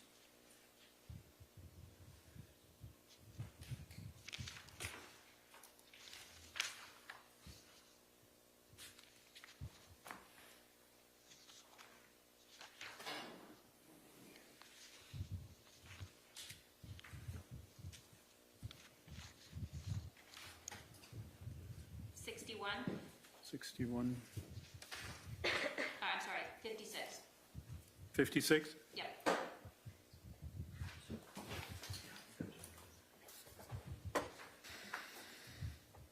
I said, I think I choked her. Right? And then you told the police that she passed out. Right. And you said she was fighting first, and then I was continuing, and then she passed out, and I realized we went too far, probably. Which is that, please? 56. 56? Yes, And this interview had gone on at this point in time for almost 2.5 hours. Is that correct? I really don't recall time.